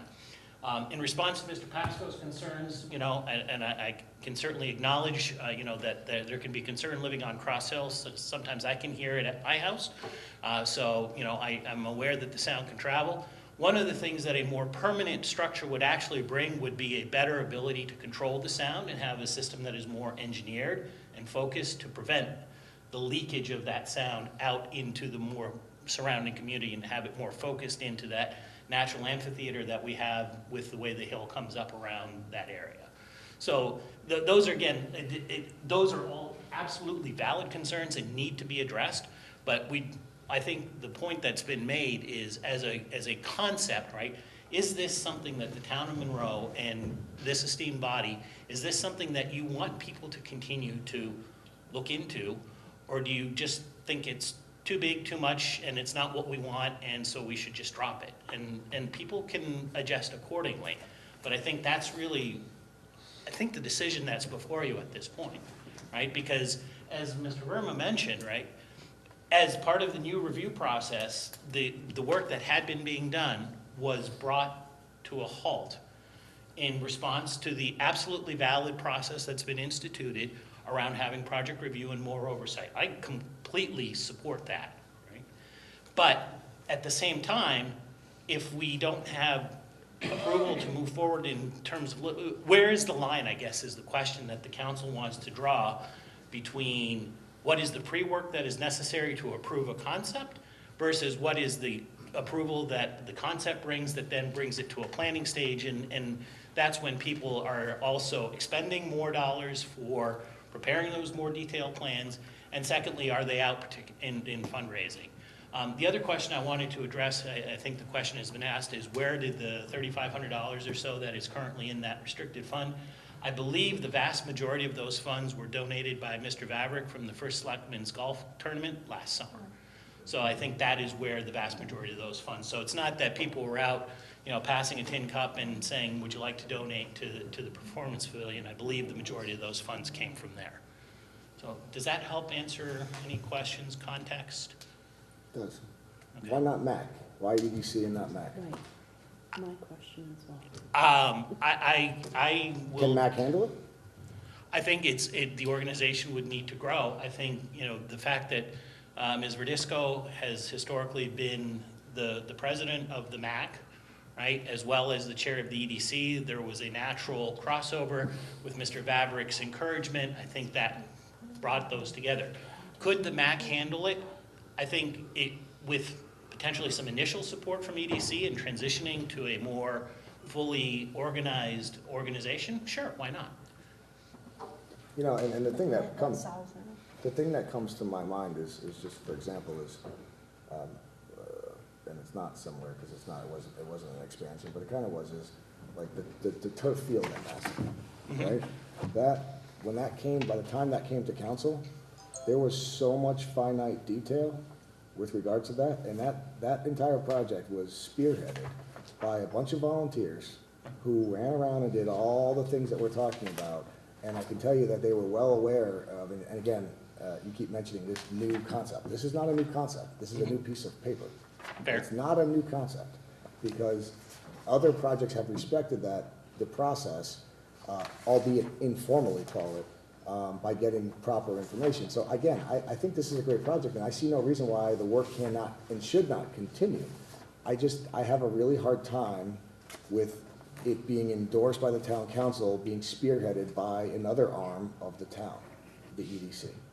And I think a lot of work, and that's why I keep suggesting over and over again that, I think Mr. Kellogg would be doing the town a disservice if he chose to let it die in the vine. I don't think he would do that. I think he would continue to explore it. And when it is ready with more detail, with more input from the public, with a lot more information, so that we can feel much more comfortable endorsing a project like this comfortably. Because again, you have to understand, how it's perceived. An endorsement of a project like this is very powerful. It's not simply green light. It's not simply a green light. It's a very powerful statement. It's clearly, appreciate that. no, I can appreciate that, and clearly in the economic times we live in, people look at this and they also immediately see the headline number and assume that the town is funding that. And the message that has not got out very well is that this is intended to be a volunteer-led and a externally funded mechanism, right? But what if not? You mentioned we need the approval because we don't want to expend further expenses. So what if not? What if we're advertising, hey, donate some money, we need some money for plans, and then we don't get the $350,000 or more? Then what happens to the funds? Well, that is. That's why a 501c3 would be much more appropriate. And then having the town of Monroe accept donated funds, and then, sorry, we accepted your donated funds, what shall we do with them now? General fund, return them? We don't know, it died. Again, two lacrosse fields or soccer fields, whatever they are, it's been 3 years and nothing's happened. So completely understand I think your we're beating a dead horse, but thank you for the clarification. I thought that was helpful. No, and as I said, we're happy to move forward and, as two planks, again, without attempting to be too self-interested, right? Because we're trying to expand the use without being a burden to the overall community. Understood. Okay. Can I have one more word? Thank you, Mr. Chairman. Mr. Primorak, actually, this is to you. Sorry. Thank you for that detailed explanation. And I think you explaining this up here, Ash, your explanation was awesome. But I think you really hit home the passion of it, which is why I've been saying from the get-go, I'd like to see MAC drive this. I'd like to see MAC, and when you bring up the field, on the field committee, there were Board of Ed members, there were football, everybody who it was touching. It wasn't run by the Board of Ed. It was run by everybody who would touch it, which is what MAC is. So to me, I would vote yes for this if it didn't have EDC, if it wasn't being run by EDC. I want this to go forward. I want you to bring this forward. I don't want EDC to bring this forward. I want EDC to have a representative on the committee, but I don't want them to lead the charge. Thank you. Anybody else? Mr. Condon? One other comment. I just want to bring us back to beyond the concept. The original reason why we're here is really to look at the Connecticut Neighborhood Assistance Program. And if you read through this, and that's what we're held accountable to, because we're taking state money, potentially, or you're taking state money. I'll read one section. The budget must include a detailed description and amount of all direct operating and administrative expenses. I don't have that before me. Sure. Right? Need to demonstrate and describe the program, including information how the program will operate, its benefit to the community, how recipients will be selected, any measures used to determine the program's impact on the community. I don't see that. It's vague, but we're getting some of that. Demonstrate a need for the program, for example, providing relevant statistics. Thank you for showing how many people go to the different concerts. But that, again, is not in the proposal. I don't want us to be in the position of having to return funds, or you, returning funds to state, including the funds we've already received. It's just embarrassing for the town to kind of limit our ability to do this than others. Again, I just want to reiterate, it's 2 years from the program start date. It's very ambitious. The concept before on what EDC, the reason we kind of got blindsided here is we had a very extensive conversation at the budget in regards to EDC, what their needs, wants, and what services they were going to render. None of this came out at all, right? So it did kind of blindside us with this time frame. And I know it's blindsided you guys too, to kind of scramble to get something together, but you need to understand where our ignorance is coming from. It's, you have a subset of a subcommittee, MAC or MAC-C, or however they're defining it now, reporting to some entity that doesn't exist, that we depend on EDC for their data. So it's very confusing and complicated to kind of get a blanket okay that could put us at risk, even though theoretically it's supposed to be a no-fund from town event. Right. Okay. Understood. Mr. Orlick? Just a quick question, Ms. Aguilar. When you're saying that you would prefer to have MAC lead it versus EDC, was it MAC or MACC? MACC. MACC. Okay. Two Cs. The two Clarification. Cs. I'm sorry. We gotta get a new acronym. I had asked that question last time, that I thought I heard, and I could be wrong, that the MAC was a 503. Is an existing 501c3, as I understand It it. is, okay. MACC. But that's not on this proposal, it's MACC. MACC is not. MACC right now is intended to be more of an umbrella over all the arts organizations. It's the holding corporation. Exactly. Mr. Chairman? Yes, Mr. Rooney. How often does the MACC meet? There has not been a meeting of the MACC in the last few months since the change in administration, frankly. Because as far as I know, a 501c3 has to have regularly scheduled limits to maintain its status. Yeah, but they're not. It's They're not a not 501c3. Oh, they are. That's what he said. They're not. The MAC. MAC is. Yeah, I guess You I'm meant getting. We need a new name. All right. Anybody else? You meant MAC. Mr. Kelly. Last word. I just want to make a couple of comments first. Again, I think the idea is one that we as a town should continue to explore. There's obviously a tremendous amount of interest and support. We need to weigh the concerns, obviously, of the neighborhood and of others. I think the questions in regards to how this project is, I hope we would be able to move forward by putting, if we need to put a different structure around how we move forward, I'm certainly willing to entertain that and move that forward if that's what this council wishes to do. I wanted to make one thing very clear, is that there have been some comments in regards to my stopping the project and waiting for this process. I want to be crystal clear that the only thing I ever said to stop was fundraising, because I thought it would be inappropriate to continue to fundraise on behalf of a project that the council had not yet endorsed. And I think what brought this forward, to Mr. Collins' earlier point, is that when the Neighborhood Assistance Act came forward and there was a request to file that, that presumes that we're gonna continue fundraising, so therefore, we better get the concept reviewed by council if we want to continue to fundraise. So that was the only thing I ever said stop. Now, I also wanted to say in regards to MAC, I believe in some of the, either the newspaper reports or maybe there was some definitely confusion over MAC versus MACC, and I want to clarify that. Since what we said earlier is correct, MAC is a 501c3. The Monroe Arts and Culture Council appears to be a group that was coordinated by the former first selectman, but is at the same time appears to want to be a quasi-town sponsored organization, but not formally organized under the town, which I'm not exactly sure what that is. It looks like it intended at some point to become a 501c3, or that was a direction that was contemplated at some point in time. I certainly would support that, especially in light of earlier conversations regarding, it's a lot cleaner I think for the town if funds flow through a 501c3, so if that's something that folks would be willing to entertain, I'd certainly be willing to support that, or support some other, officially sanctioned town group to evaluate either the feasibility of this going forward, or, pick up the reins. However, I want to respect the wishes of this council in terms of how this is organized, and hopefully would continue to move forward.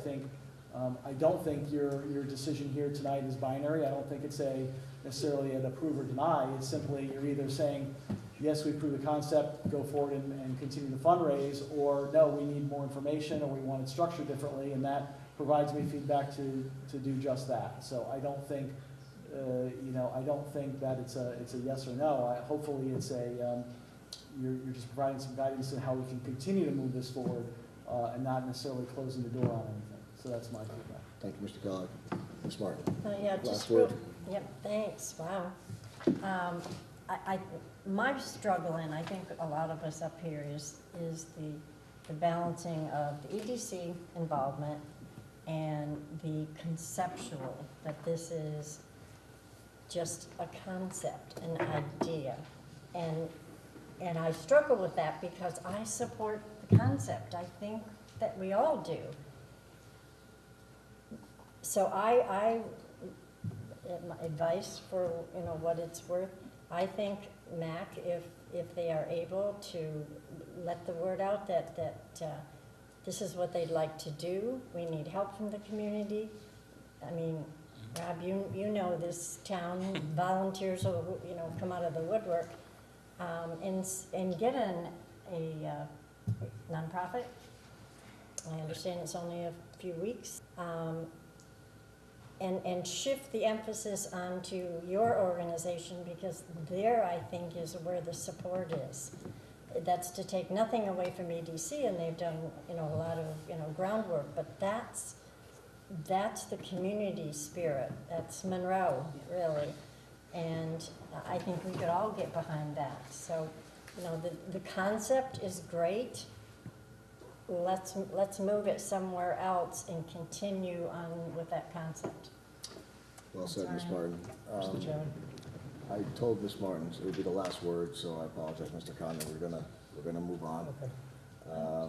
Just a point of clarification. The floor is open for a motion. However, I just caution council, if you decide to make a motion, I don't want to see, as Mr. Vavrick said, the motion fail as any type of, I'm sorry. Jeez, did I say it again? Yeah, sometimes. But I'm not counting. I really apologize.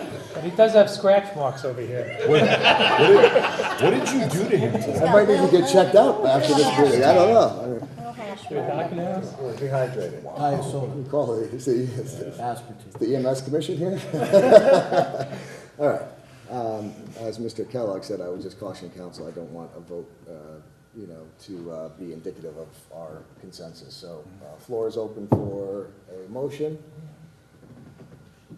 Any motions? Mr. Mauer? Move to approve the project concept review for the Wolf Park Performance Pavilion as submitted and further clarified by these statements in conversation with EDC as well as Two Planks and MACC representatives. Motion by Mr. Mauer, is there a second? I'll second that. Second by Mr. Condon. Discussion. Mr. Mauer, it's your motion.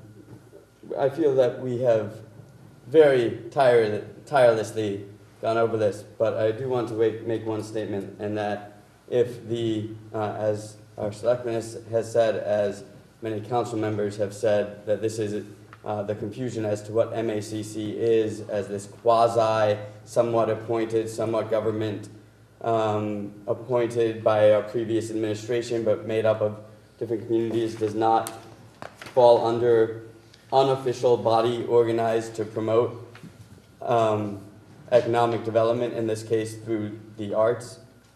I, for one, fail to see what would qualify as that. To me, this seems the exact kind of unofficial government, unofficial body that the EDC is supposed to coordinate activities with according to their own charter.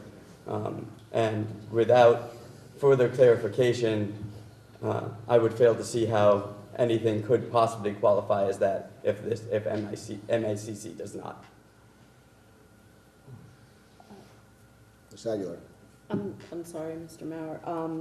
I'm confused at that statement as nobody has said that MACC is not a qualifying. We've just said, I would like to see MACC lead the charge. I would like to see in overview, instead of it saying for investing in the development of the performance pavilion will further EDC's goal of driving tourism, I would like to see that that Monroe Arts Council will, I just think that, my personal opinion is, I just think that EDC should be helping with this, not running, not leading it. That's all I said. I don't think anybody up here has said that MACC is not I'm not sure how you put it.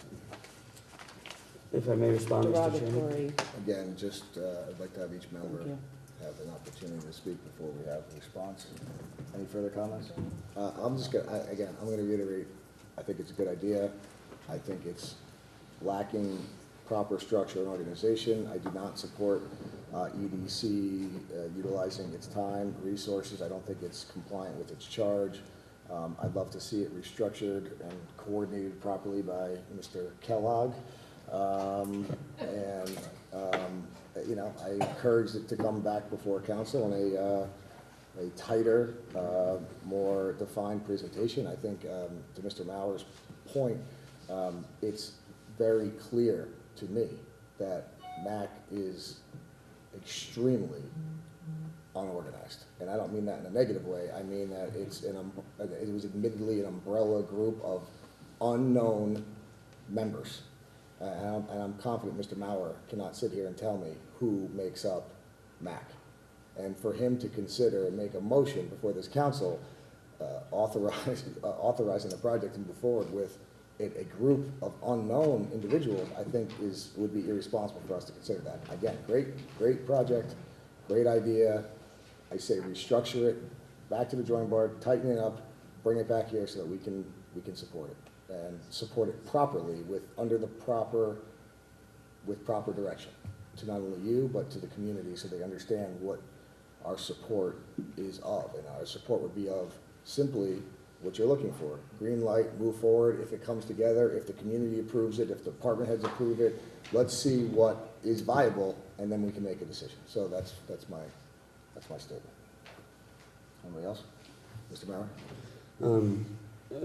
With all due respect, Mr. Chairman, that's why, in my opinion, EDC is involved here, is because MACC is an unknown, unofficial, and that EDC is, as per charter, coordinating the activities of this group and of this project because of the fact that they are an unknown. If this is, again, I reiterate, if this is not the textbook definition of EDC coordinating in an unofficial route, again, as you said, an unorganized or, as you said, an unknown, then I honestly fail to see what could be. Okay, any further comments? No. All right, I'll call for a vote. All in favor of Mr. Mauer's motion? And against? That motion fails 1-7.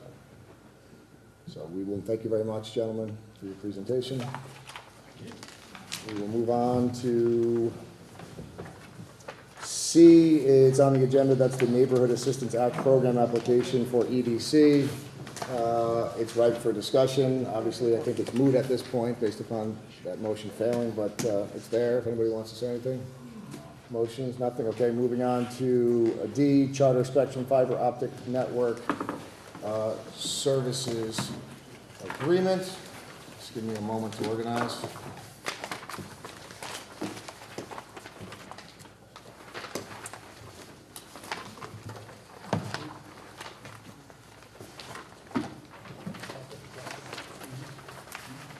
May I have a motion to authorize Kenneth M. Kellogg as first selectman of the town of Monroe to execute and deliver on behalf of the town the Charter Spectrum Fiber Optic Network Services Agreement?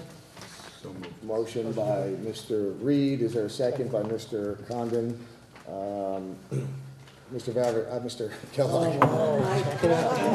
That was a joke. That was on purpose. That one was a joke. That's okay. Mr. Thank you, Ms. Lapellis. Touche. You get 3 more. Floor is yours. Y'all's So, life just drastically changed. It's getting hot. This was a other agenda last meeting, but we pulled it off because we needed to tighten up a few things. As you know, we have, you have the memo before you. We have a current agreement with Spectrum or Charter. Was expired and is going to expire, was executed in 2013 for providing the fiber optic network service in town for various buildings, education. Mr. Corse went through an RFP process to ensure that we were getting the best possible cost and service. He had confirmed that Spectrum was in fact the best agreement that we could avail ourselves of. They have provided basically flat rates for another 5 years. You had before you also the town attorney's letter of opinion in that regard. So we are seeking to extend the agreement for another 5 years at no additional cost. And Mr. Corse is here. I'd be happy to allow him to entertain any further questions you may have. Thank you, Mr. Kellogg. Mr. Reed? Quickly before Mr. Corse may answer any of our questions, this has gone through LNA quite extensively, and it is our recommendation that we sign this. Thank you, Mr. Reed. Any further discussion or questions for Mr. Corse? Everybody in LA. Yes. Actually, it was considered in 2 meetings, so it got special attention. All right, I'll call for a vote. Seeing no further discussion, all those in favor? And against, motion carries 8-0. Moving on to new business. Item B is the Operation Fuel Memorandum of Understanding 2018 and 19. Mr. Kellogg, do you want to introduce this? Mr. Leader, are you intentionally going out of order, or did? Oh, I'm sorry, that was, Okay, only because the second one is also Mr. Corse under the item A. I apologize, We moved to new business. we moved to new business. So item A is the BNMC Exchange Migration Services and Server Agreement. Mr. Kellogg, thank you for that. So you have a resolution before you that I'd ask you to entertain to allow me to authorize 2 separate agreements. One is in regards to a new server for the police department's email. The second is a services agreement for the same company to do the migration from the one exchange server to services agreement, one exchange service to another. This is, again, Mr. Corse is here for any additional details you may want. In regards to this you may recall was a capital project item that we determined could be taken off and done through in another fashion. Our intention was to fund this through the Police Special Services, Special Duty Fund, which will go before Board of Finance. Other than that, if you have any questions, Mr. Corse is here for further details. All right, so may I have a motion to authorize Mr. Kellogg as first selectman to execute and deliver on behalf of the town of Monroe the Exchange Migration Services Agreement, the Police Department Server Agreement, and the associated documents by and between BNMC for the Police Department Email Server Upgrade Project. So moved. Motion by Mr. Reed, second by Mr. Condon. Mr. Kellogg has given us the introduction of this. By the way, it did not make our packet. Unfortunately, it was in the electronic submission and a hard copy on the dice. Mr. Reed. Thanks, Mr. Chairman. Just quickly, just like the last one, this did go through LNA extensively. I also did a personal research into it, working with Mr. Corse. This is a very similar, actually much smaller project that BNMC did for us about 5 years ago when we moved the entire email platform. So this would really be a drop in the hat for them, and it's got my absolute strongest endorsement. Thank you, Mr. Reed. Any further discussion? We have our subject matter expert has opined, so seeing no further discussion, I'll call for a vote. All those in favor? And against, that motion carries 8-0. For the record, I gave Mr. Corse the opportunity to leave, and I would have taken this on. He's so dedicated, he chose to stay. Thank you all. Yeah. Maybe he's interested in pavilions. He may be interested in pavilions. Thank you, Mr. Corse. I'm going to leave now. You Thank you. got it. Mr. Corse, why didn't you get HP Pavilion servers instead of Dell? All right. See you, buddy. All right, moving on. May I have a motion to authorize the first selectman, Mr. Kellogg, to authorize and execute and deliver on behalf of the town of Monroe the purchase and sales agreement and any other associated documents required to transfer legal ownership for the sale of the 1992 Freightliner KME engine to the Clarksburg Volunteer Fire Company. Operation Fuel. We skipped again. Operation Fuel. I keep moving around. We're going to C, Chairman's prerogative. May I have that motion? Okay. So moved. Motion by Mr. Mauer, is there a second? Second by Mr. Condon. Mr. Kellogg, I'm not sure if you want to introduce this, fairly straightforward. It is purchase and sale straightforward. agreement. This is the same form of agreement as the last two pieces of apparatus that we've sold, the form created by our town attorney. I want to thank the Stevenson Fire Department and Chief Howe. They were able to identify a prospective buyer. They did some research to ensure that we were getting in the range of fair market value, which was also corroborated by an independent fire apparatus, a company that deals in fire apparatus and could give us assurance that this was in the range of the fair market value. So it certainly makes it an expeditious ability for us to, dispose of the asset and receive some funds for it. Chief Howe is here in case you have any further questions in regards to this. Thank you, Mr. Kellogg. Any further discussion? Mr. Mauer. Just one quick question. I assume, but I just want to put it on the record as to whether, similar to the other vehicles we have sold, this is for the vehicle only, not any such equipment that was attached to the vehicle. Well, there's certain equipment that, if it's permanently, equipment that's Permanently attached, but none of the equipment that was just being carried on the vehicle. No, that's all part of the. Yeah, please do. John Howe, 5 Great Quarter Road, Sandy Hook. Oh, sorry, John Howe. Okay, that's easy. 5 Great Quarter. Great Quarter? Sandy Hook. Set the time. There is a few things that aren't permanently attached to the truck, things that we will no longer use. The ladders and the suction hose, which will not fit any of the new trucks, so it makes sense that that goes with it. That's all. And there's a booster hose that you could take off, but again, the same thing. So. Wonderful, thank you. Thank you, Chief. Any further discussion? All right, seeing none, I'll call for a vote. All those in favor? And against, that motion carries 8-0. We'll move. back to new business item B, Operation Fuel. May I have a motion to authorize Mr. Kellogg as the first selectman to execute and deliver on behalf of the town of Monroe the memorandum of understanding and any associated documents by and between Operation Fuel, Inc. for the Energy Assistance Program. So moved. Thank you, Mr. Mauer. Is there a Second. second? Second by Ms. Martin.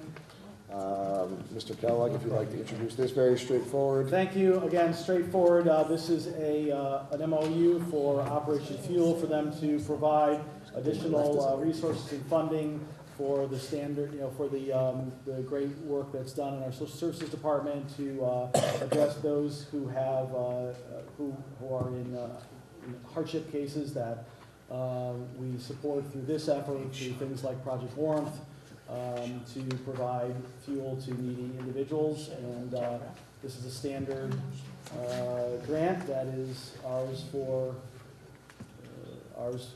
avail ourselves of. And Ms. Yeager's here if you have any further questions on it. Thank you, Mr. Kellogg. Any further discussion? Obviously of extreme benefit to the town. LNA also reviewed this and passed it unanimously this evening. Seeing no further discussion, I'll call for a vote. All those in favor and against, that motion carries 8-0. I'm back on track here. New business item D is the Health Department fee schedule. May I have a motion that the town council approve the proposed Health Department fee schedule to be effective July 1st, 2018, I'll make that. as presented? So moved. I'll make that motion. Motion by Mr. Condon, second by Mr. Mauer. We have the fee schedule before us. Mr. Kellogg, if you want to make any comments, you're welcome. I'll just state that as per met and submitted their proposal to, and they're submitting it to council for approval prior to the fiscal year as required under the code. Ms. Peralt is here if you have any specific questions, as she also sits as a member of the Board of Health, so can certainly entertain those. I will say that I know the board met extensively over several meetings to look at our fee schedule relative to both neighboring towns, but also relative to wanting to have the least, try to minimize impacts to local businesses. One of the challenges that they are facing is that the state of Connecticut has adopted a federal food code as opposed to a state code that we were operating under prior in previous years.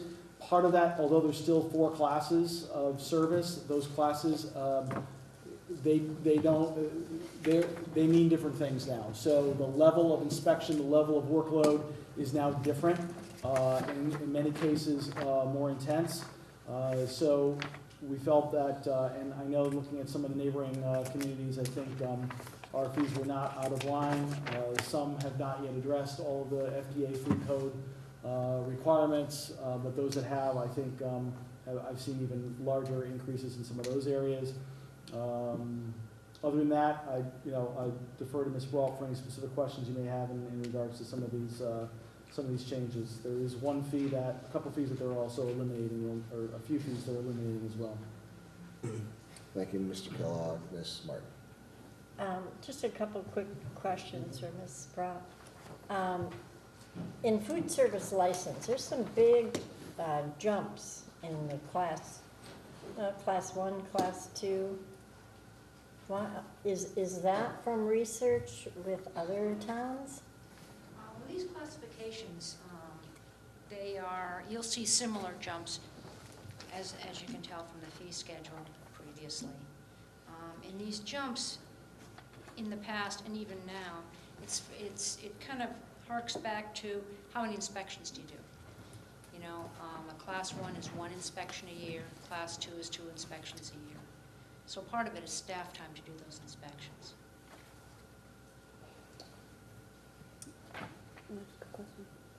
I just want to make sure Ms. Martin's finished. Yeah, I'm not sure I understand why that's said, like from, in the class 2, 150, it's a $100 increase. I mean, that's, big, with the thought that, we're wanting to support, business in town. That was my one comment.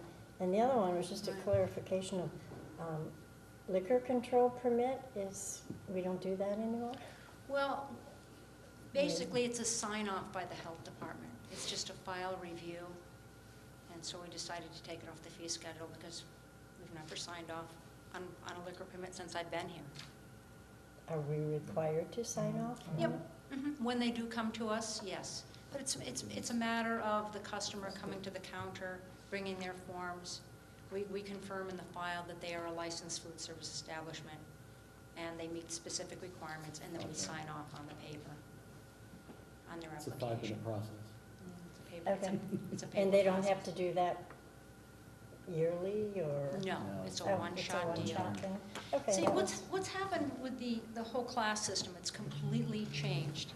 And and part of the matrix that I put together that we don't have in front of you, basically, we have, let's take a look at class twos. The new class 2 is actually made up of class 2, 3, and 4 classifications that have merged together under the new class 2 system. And so what we tried to do is, under the new class 2, we have class 3 restaurants. We have 7 of them. Their current fee was $235. The proposed fee now is $250. So we tried to keep the fees in line with seating subclass. Excuse me. So if I may Ms. Burke, it's interject very and tricky. clarify this, so what I probably should have articulated earlier on and did not, is that you can't look at this and say everyone who's currently a class 2 is going from 150 to 250. That's not what's occurring. Many of the existing restaurants that will now be class 2 at 250, many of them are already class 3s. Most of them are actually, I think, already class 3s. So the Board of Health did look at this, and I believe did a pretty granular analysis to ensure that there was very few, they try to minimize the increases for everyone. So I think there are some clearly increases, but they're not, if you look at the individual restaurants that are affected, it's not nearly that significant Right. in terms of $100. Some old class 3s, they're now class 2s, but what we're proposing is, the proposed new fee is $330, and their current fee was $300. So that the cost of the license is changing for everyone, just as their classifications are changing. Yeah, Mr. Condon. there are two other factors that are joining up. Clearly, it's the state changing the rules, and I haven't accommodated that. The diligence that, since I sit as the liaison for Board of Health, did was really to minimize the impact to each business owner. And that, I think, was successfully done with the scale that they put together. The other thing we need to keep in mind that our rates have not changed since the inception of Board of Health in town, since we separated from Trumbull Monroe. So there has been some increase. When you look at it comparatively to other towns, it's significantly either tied to, in some cases, or significantly less than others. Right. So we've done a good job of kind of balancing our needs with the business community's wants. Well, that, man. Sure. Ms. Martin? That would have been helpful to have seen the comparison to other communities, because that's, your thought when you look at this, or were these so old that they were so low? But I do, question that from $235 to $330 is not an impact on. It really isn't based on what they were classified prior. See, they fell into a different classification, and now they're downgraded number-wise, but not really in inspection-wise. The inspection process changed. That comparison was done, but I do need to get, we couldn't compare to all, they couldn't compare to all communities, because all other communities are going through the same state change, and they all have billing structure at the same time. So they'll be changing their billing rates as time goes on, but their charge rates, but they haven't all completed that process as of yet. Okay, thank you. Any further comment, Mr. Mallon? Thank you, Mr. Chairman. Are there any restaurants that were, or food service licenses that were considered class 2 at that 150 that are now being charged the 250, or let's say anybody that was being charged the 235 that is now being charged the 330, that this did affect to that great of a degree? Yes. Well, you're talking about if next year when we would charge on the new fee schedule, if approved, is that what you're saying? Correct. Okay, what was that question again? So I understand that some of the restaurants have changed their classification, so they were class 3 paying $235, now they're a Class 2 paying $250. That makes sense. Were there any Class 2s before that were paying $150 that would now, under the new classification, still be a Class 2 and now paying $250, or anything that was a Class 3 before paying $235 that would now be paying $330, that still remains within that classification? Well, we actually had one type of restaurant where there was 2 coffee shops, and their current fee was $150, and but they're selling soup at the restaurant at the time we did the inspection, so they were, so they're really a 3, or a 4 under the old code. So it's an issue. I have to clear it. I have to work with the restaurant owner and explain to them, don't have the soup, have the coffee, and then your fee will be, they pay, let's see here, current fee was $150, so what they'll be paying is $120. See, what's happened is in this mix, food items the classifications of the restaurants based on the food items has changed. And we're just trying to hit the middle, because we're not able to give a fee to each individual restaurant that comes along. We have to classify them some way, and they're already set on a certain scheme, and now we've got to change the scheme. And some of them are going to be paying a little more, some of them are going to be paying less. And we tried for the middle. If that makes any sense. But I think the point is that, the Director of Health has made it a point to have discussions with those establishments and make them understand that based on the new federal code, their menu now falls under this, and provide other options if that is a concern of theirs. Anything else? All right, seeing no further discussion, I'll call for a vote. All those in favor? And against, motion carries 8-0. Thank you, Ms. Brault. Thank you. We're going to move on to item E, which is the illicit discharge ordinance for MS4 compliance. I'm not going to ask for a motion. I will turn the floor over to Mr. Kellogg in a moment, but this was discussed this evening in LNA. Tony Marino and Mr. Schatzline both presented their opinions for the ordinance. Essentially, this is a mandated ordinance that's come down by the state of Connecticut, DEEP. I believe Mr. Schatzline mentioned it to us during his budget presentation. I know LNA is aware that this was coming. I'm not calling for a vote because there are a few minor typographical changes that are going to be made, and we'll see a more complete version that's not going to materially change at all on our next meeting on July 16th, at which time hopefully we'll call for a public hearing and move the ordinance process forward. But it's before us, so if anybody has reviewed it and has any comments, certainly happy to take them back to LNA, and Mr. Kellogg would forward them on to the town attorney, special attorney plaintiffs. So, anything you want to say about this, Mr. Kellogg, that I haven't covered? Summarize it beautifully. All right. Will you need a town? Yes. A new ordinance? Correct, right. So we'll call for the formal public hearing thing. when we vote upon the ordinance, Okay, presumably at the next meeting. all right. All right? So we will move on to F, which is the Wolf Park concession agreement. And may I have a motion to authorize Mr. Kellogg as first selectman to execute and deliver on behalf of the town of Monroe the temporary license agreement and any associated documents by and between Michael Basso, DBA Lake Zora Drive-In for food concessions at Wolf Park, including but not limited to the bill of sale, which is annexed to the license agreement. Motion by Mr. Condon. Is there a second? Second by Ms. Aguilar. For discussion purposes, I will turn the floor over to you, Mr. Kellogg. Thank you, Mr. Chairman. So in the process of wanting to continue our concessions at Wolf Park, wanted to ensure we had a current agreement in place. To that end, this concession was put out to an RFP to all the licensed food service establishments in Monroe. An outcome of that process was to propose that we entertain the agreement that you had before you with Mr. Basso.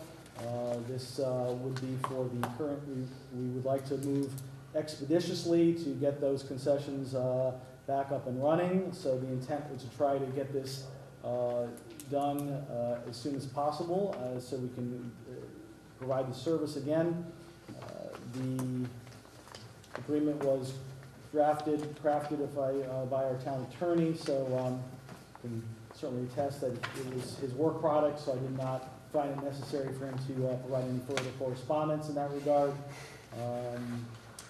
And as you've seen before you, part of this agreement includes reconciling ownership of certain equipment that's located in the pool area. Thank you, Mr. Kellogg.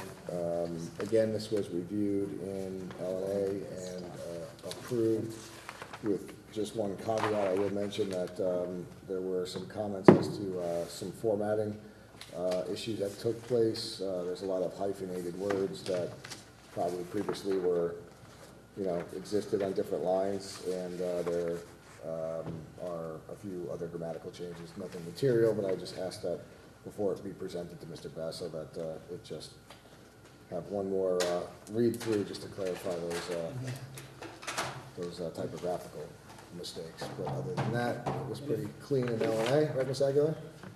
Wait till we get to job description. Okay. And then I just, Mr. Kellogg? and I just would like to apologize for the lateness of getting this. I know it was on the dais today. This was something that I wanted to have on the agenda and thought it was important enough that we get the service back up and running, that we wanted to have it on the agenda should we be able to finish this in time. And I know it was later than we usually present things before you. So I appreciate you entertaining it a little bit late in the. Yep. A little bit late. Well, I want to thank you for getting it done. I know there was a number of drafts that I saw passing back and forth, so thank you, Attorney Hayden. And Mr. Kellogg, one thing you did mention in LNA, I think that's relevant, is that you thought it very important to go with a local food service provider, and that I think we echoed in LNA, and I think members of council should know that Mr. Kellogg's opinion was in line with LNA, and that the thought of concessions at Wolf Park is not to make profit, although it's nice if it can be profitable, but to cover expenses and provide a convenience and service to the community. So I think that was important and well intentioned, and good job. Thank you. Any further discussion? All right, seeing none, I will call for a vote. All those in favor? And against, motion carries 8-0. The last item, or second to last item, I thought would be most discussed, although hopefully not after the pavilion conversation, is job descriptions. What we have, just so you know, 1, 2, 3, 4, 5, 6, 7 job descriptions. One of them will not be considered. That's the secretary one, so that was removed. Mr. Kellogg can expand upon that reasoning, but it was not considered by LNA. So LNA did pass as a joint resolution all 6 job descriptions with a few amendments. I think there were 2 material amendments and a number of other formatting changes that Ms. Aguilar will touch upon. So with everybody's permission,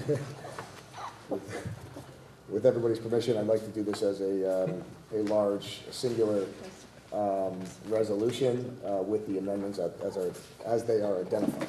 Okay. So, Mr. Kellogg, do you just want to take us through each of the descriptions one by one very quickly?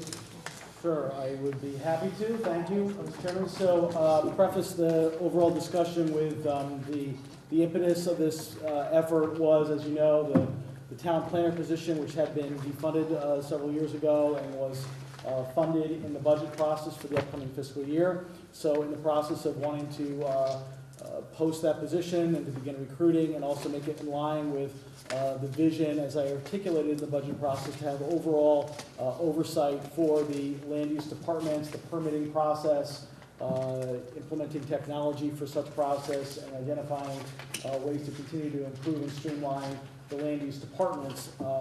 That was the start of that. As a result of looking at that job description, other job descriptions needed to be changed in terms of reporting structure. So that presented the opportunity to also do some housekeeping and some other modifications as we went along. So I can do these in order as they are in your package. Please do. So the first is the changes to the chief building, and I will, I just want to preface that all the descriptions that we're going to discuss tonight either are currently or will be in the supervisors union, and we did present this to that union and have received their approval to proceed. First is the chief building official. The primary change there is that that individual currently reports to the first selectman with some references to the Connecticut Department of Public Safety. We have proposed modifying that to report to the town planner position. The reference to the Connecticut authorities, which exist in numerous jobs throughout town hall, and it's not necessary to, I mean, from a reporting structure, this position reports in currently to me, and I submit should report into the new town planner. The other changes that are on here are largely moving things from one section to others, or just clearing up some, some of the language to be clear. I don't think there's anything terribly substantive besides that. Okay. Any comments on this job description, questions? And certainly, I just also mentioned our HR director, Ms. Lombardi, is here as well. Should you have any questions you want to get? We'll just pause after each one. If there's no comments, we'll move on. Mr. Thank Keller. you. Engineering technician. Currently, this position reports to the land use group director. The land use group, I know it was kind of an operation that was, it's an operation currently, but it's really not a formal department. I would want to, this would change to reporting to the town engineer. There is no other significant change to that position. Comments, questions? Ms. Aguilar. I'll make my one comment, just so it's on the record. So when looking through this, we talked about this in LNA, when looking through it, the only thing I could say would be just consistency in all of the job summaries, so that they're all job summary, all the same format, all the same underlined, all the same. Another thing I noticed is some have periods at the end of the description, some don't. So little things like that. It's just. Your point is well taken. I think we were focused on substance over form. However, Agreed. I agree that it should be standardized, and should this council approve the content, I would, I would certainly ask the HR director to reformat them, the same content as approved, but reformat them in a consistent fashion. Agreed. I just feel like when it is presented to Yeah. us, this is how it's gonna go online. Yep. So I'd like to see Right. it all cohesive. Thank you. I would submit to you that I think that's a worthy project that I know that I've discussed this with Ms. Lombardi in the past, because there are other job descriptions that are also in different formats that currently exist out there, and I Understood. think it's something we'd like to, a project we'd like to take on probably after the beginning of the fiscal year when she has her per diem. Mhm. Understand. Any further comments? All right, so now we'll move on to the next description. Thank you. Next one is office manager, which currently is titled land use group coordinator. We would change that title to office manager. The department would change from land use group, which again, I don't think is a department. I would change it to planning and zoning, and it would report instead to the land use group director, and town planner would report to the town planner. This position has a couple of different roles. It does support at a very detailed level the engineer, the town engineer, and the inland wetlands department, but it also has kind of an overarching coordination role for all of the land use departments, as you can see in the job summary. So that is why you see the changes before you. I think everything else is fairly straightforward in terms of just clarifying the language. Comments, questions? All right, moving on. The next one is the planning and zoning administrator. This currently reports into the land use group director. And that would be modified to report into the town planner. There is certainly a lot of red line in the duties and responsibilities area. I think as you run through those, you'll see it's really just clarifying language, standardizing some of the, in some cases there's abbreviations or acronyms where I wanted to write out things like Architectural Review Board and things like that. Other than that, again, there's not. Questions, comments? There is, Questions or comments? Seeing none, okay, we'll move on to town engineer. so did you, I'd be happy to speak to the secretary. Oh, sure. Yeah, if Sorry you'd about like that. to. So it's the other position that was in your package is Secretary 1 full-time. This position is in the clerical union. We did through our standard process, through our labor council, get an approval from the business agent for the clerical union to proceed, which is why it is in your packet. However, late this afternoon, I received a memo from the president of the union asking to negotiate this further and not endorsing the changes. So I would withdraw this one job description at this time. Okay. Town engineer? Yep. So this position currently is in a department called Land Use and Engineering. It would simply be engineering. It would change from a direct report to the first selectman to the town planner position. The most significant change here is that this position is currently not a union position. This position would become a supervisor's union position. There is one additional modification that we discussed in L&A, that in the job summary there was an oversight. It said the final job summary would say responsible for the daily operation of the engineering department. That should say engineering and inland wetlands departments, because that is the current role. The duties articulate that as the inland wetlands agent, but it should be also reflected in the job summary. There is a unintentional second education skills heading, which to Ms. Aguilar's earlier comment, we will clean up and remove. Other than that, again, I think a lot of the other changes are really just cleaning up and clarifying existing responsibilities and really not materially changing them in any significant way. Questions or comments? Ms. Aguilar? Thank you. Mr. Kellogg, Yeah. I'm just noticing now that on some of them, it says revised and approved by town council for the date that it is approved. It wouldn't be revised by us, approved by us, but not revised by us, correct? Well, We didn't correct, revise correct. it, so shouldn't it be revised by Mrs. Lombardi, approved by town council? They currently don't.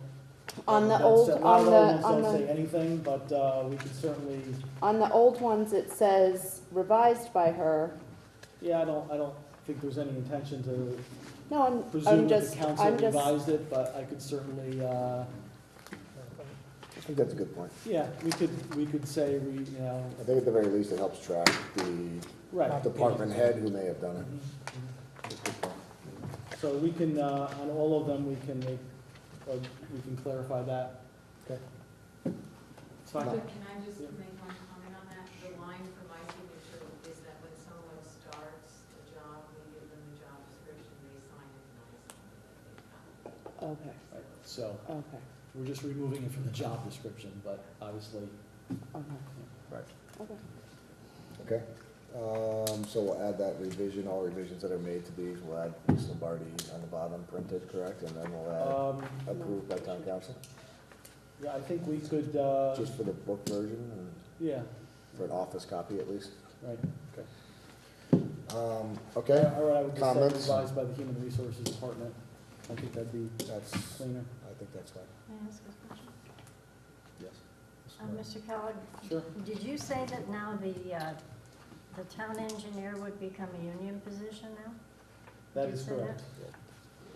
All right, so any further comments or questions? We're gonna note in the motion the one addition to the job summary.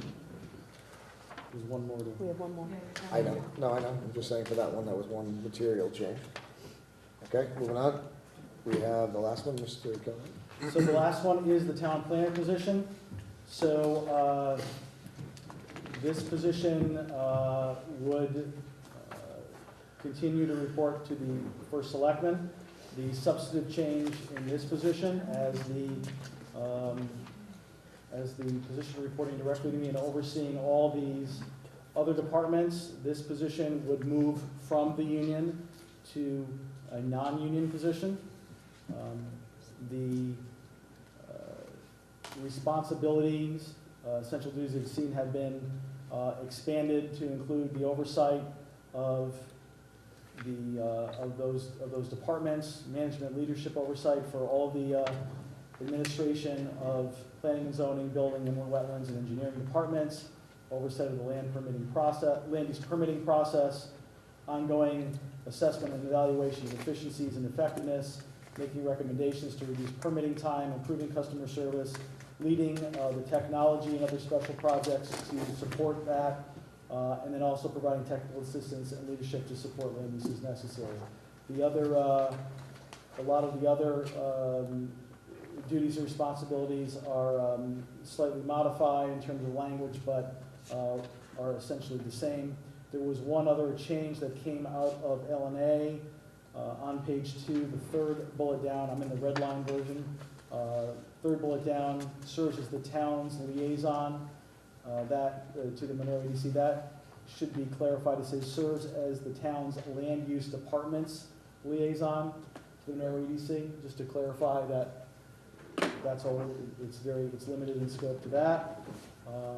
Other than that, I did add a couple things in terms of skills and experience that highlight proven experience in superior customer service, leadership to develop robust professional teams to provide solutions to complex challenges. Other than that, I've simply just clarified some language on the existing, what's currently in the existing job description. And obviously added the supervision of all the other positions that were not previously on here. Questions or comments regarding this particular job description? All right, seeing none, we'll note that addition to, it's the first bullet for the final, and the third bullet on the red line. All right,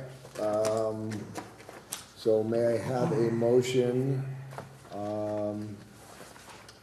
that the town council approve the revisions with amendments to the following job descriptions. 1, the chief building official in the building department. 2, the engineering technician in the engineering department. 3, the office manager, currently listed as land use coordinator in the planning and zoning department. 4, the planning and zoning administrator in the planning and zoning department. 5 is the town engineer in the engineering department, currently listed as in the land use and engineering department. And last, the town planner in the planning and zoning department, and specifically noting the amendments to the town engineer and the town planner description as discussed. Is there a motion? Motion by Mr. Condon. Is there a second? Second. Second by Ms. Aguilar. Any further discussion? Seeing none, call for a vote. All those in favor? And against? Motion carries 8-0. There's one more brief item of business, item H. May I have a motion to change the regular town council meeting, which was scheduled on August 13th to August 27th? So moved. Motion by Mr. Mauer. Is there a second? Second. Second by Mr. Rooney. The reason is there is some anticipated business that would not be ready by that early August meeting, so to not have to call everybody in for a special, we were hoping to move it to the end of August to make sure all business can be coordinated. Wasn't gonna be at the next meeting. Do we have, there may be can everybody make it, at least so we have a quorum? I don't want to, yes, I'm here. I think so, yeah. I'd actually hear the. Mrs. LaPellis is not here. Not here, not here. 1, 2, 3, 4. You're not here? 4. I'm here. You here? Yeah, I think so. Maybe? 5? All right, well, as long as you're not. Oh, you are? Oh, no, I'm here for the 22nd. Okay, perfect. All right, so any further discussion? Seeing none, all those in favor? Stay with me, 8-0. Second, public participation. We welcome it at this hour. Be as brief as I can, Mr. Chairman. Patrick O'Hara, 282 Shelton Road, Monroe, Connecticut. This evening's discussion on the Performance Pavilion was enlightening, to say the least. I will reiterate the fact that the taxpayers of this town have spent millions to provide indoor theater performance pavilions that can be rented by anyone in this town, and that money goes to the Board of Education. That's a revenue source that if you build a performance pavilion at Wolf Park, you're robbing from. Number 2, I knew Bill Wolf. I don't think there's a lot of people in this room who did. Wolf Park, active and passive recreation. So we started to have a little bit of an entertainment once in a while. The summer concert in the Ceres Park, people would show up, they would play their music, they would leave. Now what I'm hearing, even from the vice president of the Two Planks Company, is a half a mile down the road, he can hear his own noise for 2 weeks on end.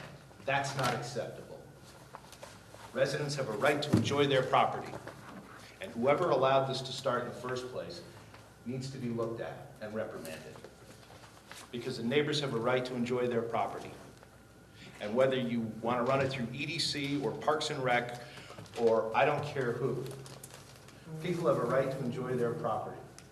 And that's the middle of town. It's very heavily settled. There's a lot of things going on there that people have to put up with, such as, I don't know, lights on a football field that probably aren't permitted. And I would task this commission to pull the special exception permit from 1975 when the park was established to see what the parameters were. Because at the end of the day, I don't think this use is allowed. And I think there's several other uses that are allowed. And it's time that the town of Monroe, and I've said this to this council numerous times, is a leader in its own zoning regulations, not a laggard. So whatever you end up doing, if you can't mitigate the sound, if you can't account for the fact that hundreds of cars on crowded, unlit streets, parking lots that are poorly lit, garbage, etc., then the neighbors shouldn't have to put up with the burden when these entertainment activities can happen at Jockey Hollow, at Massac High School, or even Seaside Park for that matter. This is not Bridgeport, this is Monroe. This is a quiet little town. I applaud anybody who supports the arts. My degree from college is a bachelor in photography. But this is not the right place, and the neighbors shouldn't have to put up with it. Thank you. Anybody else? Mr. Hostler? Lee Hostler, 272 Stanley Road. I'd like to clear something up. I've been hearing the Mac and the Mac, the Mac and the Mac. Well, I can tell you that MAC, M-A-C, which is Monroe Arts Council, was like 37 years old. And last year when this thing came about for the pavilion, the MACC was put together, and I'm not sure, but I believe they're a 501c3 now. Well, the MAC, M-A-C, is a 501c3. It seemed like they were using them intermixed, and there really is a difference between the two. Thank you very much. Okay, thank you. Thank you. Anybody else? Vasco? You made it. It's still late? Rich Pasco, 266 Cutler's Farm Road. Mr. Chairman, I thought you were actually joking before when you said about midnight, but With that being said, I would like to thank every single member of the town council, Mr. Kellogg, for your service to the town. It makes it a marvelous place to live, and I honestly didn't know that this much went into it. I just kind of keep my head down, shut up, pay my taxes, and move on. Thank you very much for following the procedures, because it's very, very easy sometimes when you're tired to cut corners. Very easy to open the bottle. Next to impossible to put the genie back into it. So thank you for that. And along the lines of the sound, once again, I like the concerts. I'm not saying don't do it. I like them. But you're welcome to come to my house. 266 Cutler's Farm Road. Turn left on Cross Hill, second house, driveway. Come on in. You can stand there and hear them. Mr. Primer, you said you're 6/10 of a mile up the road, according to Google Maps. He hears you. On occasion, depending on how the wind's blowing. Exactly. And that's 6/10 of a mile away down the hill. I'm up on the top of it. So I just think, once again, let's be fair in town. If the people around Massac don't have to hear a football game that usually ends at 9:30, why do I have to hear play practice at full volume every day for 2 weeks before the play comes? I don't go to the plays anymore, I'm sorry, because honestly, I know them by heart. So, I'm sorry to take up your time. Thank you for giving me the opportunity to speak, and thank you all for your service. Thank you. Any other members of the public wish to participate at this time? All right, seeing none, I'm going to close second public participation, leaving only adjournment. Is there a motion? Motion by Mr. Rooney, second. Mr. Condon, you've been very active tonight. Thank you very much. Discussion, all those in favor? Thank you very much. Good night.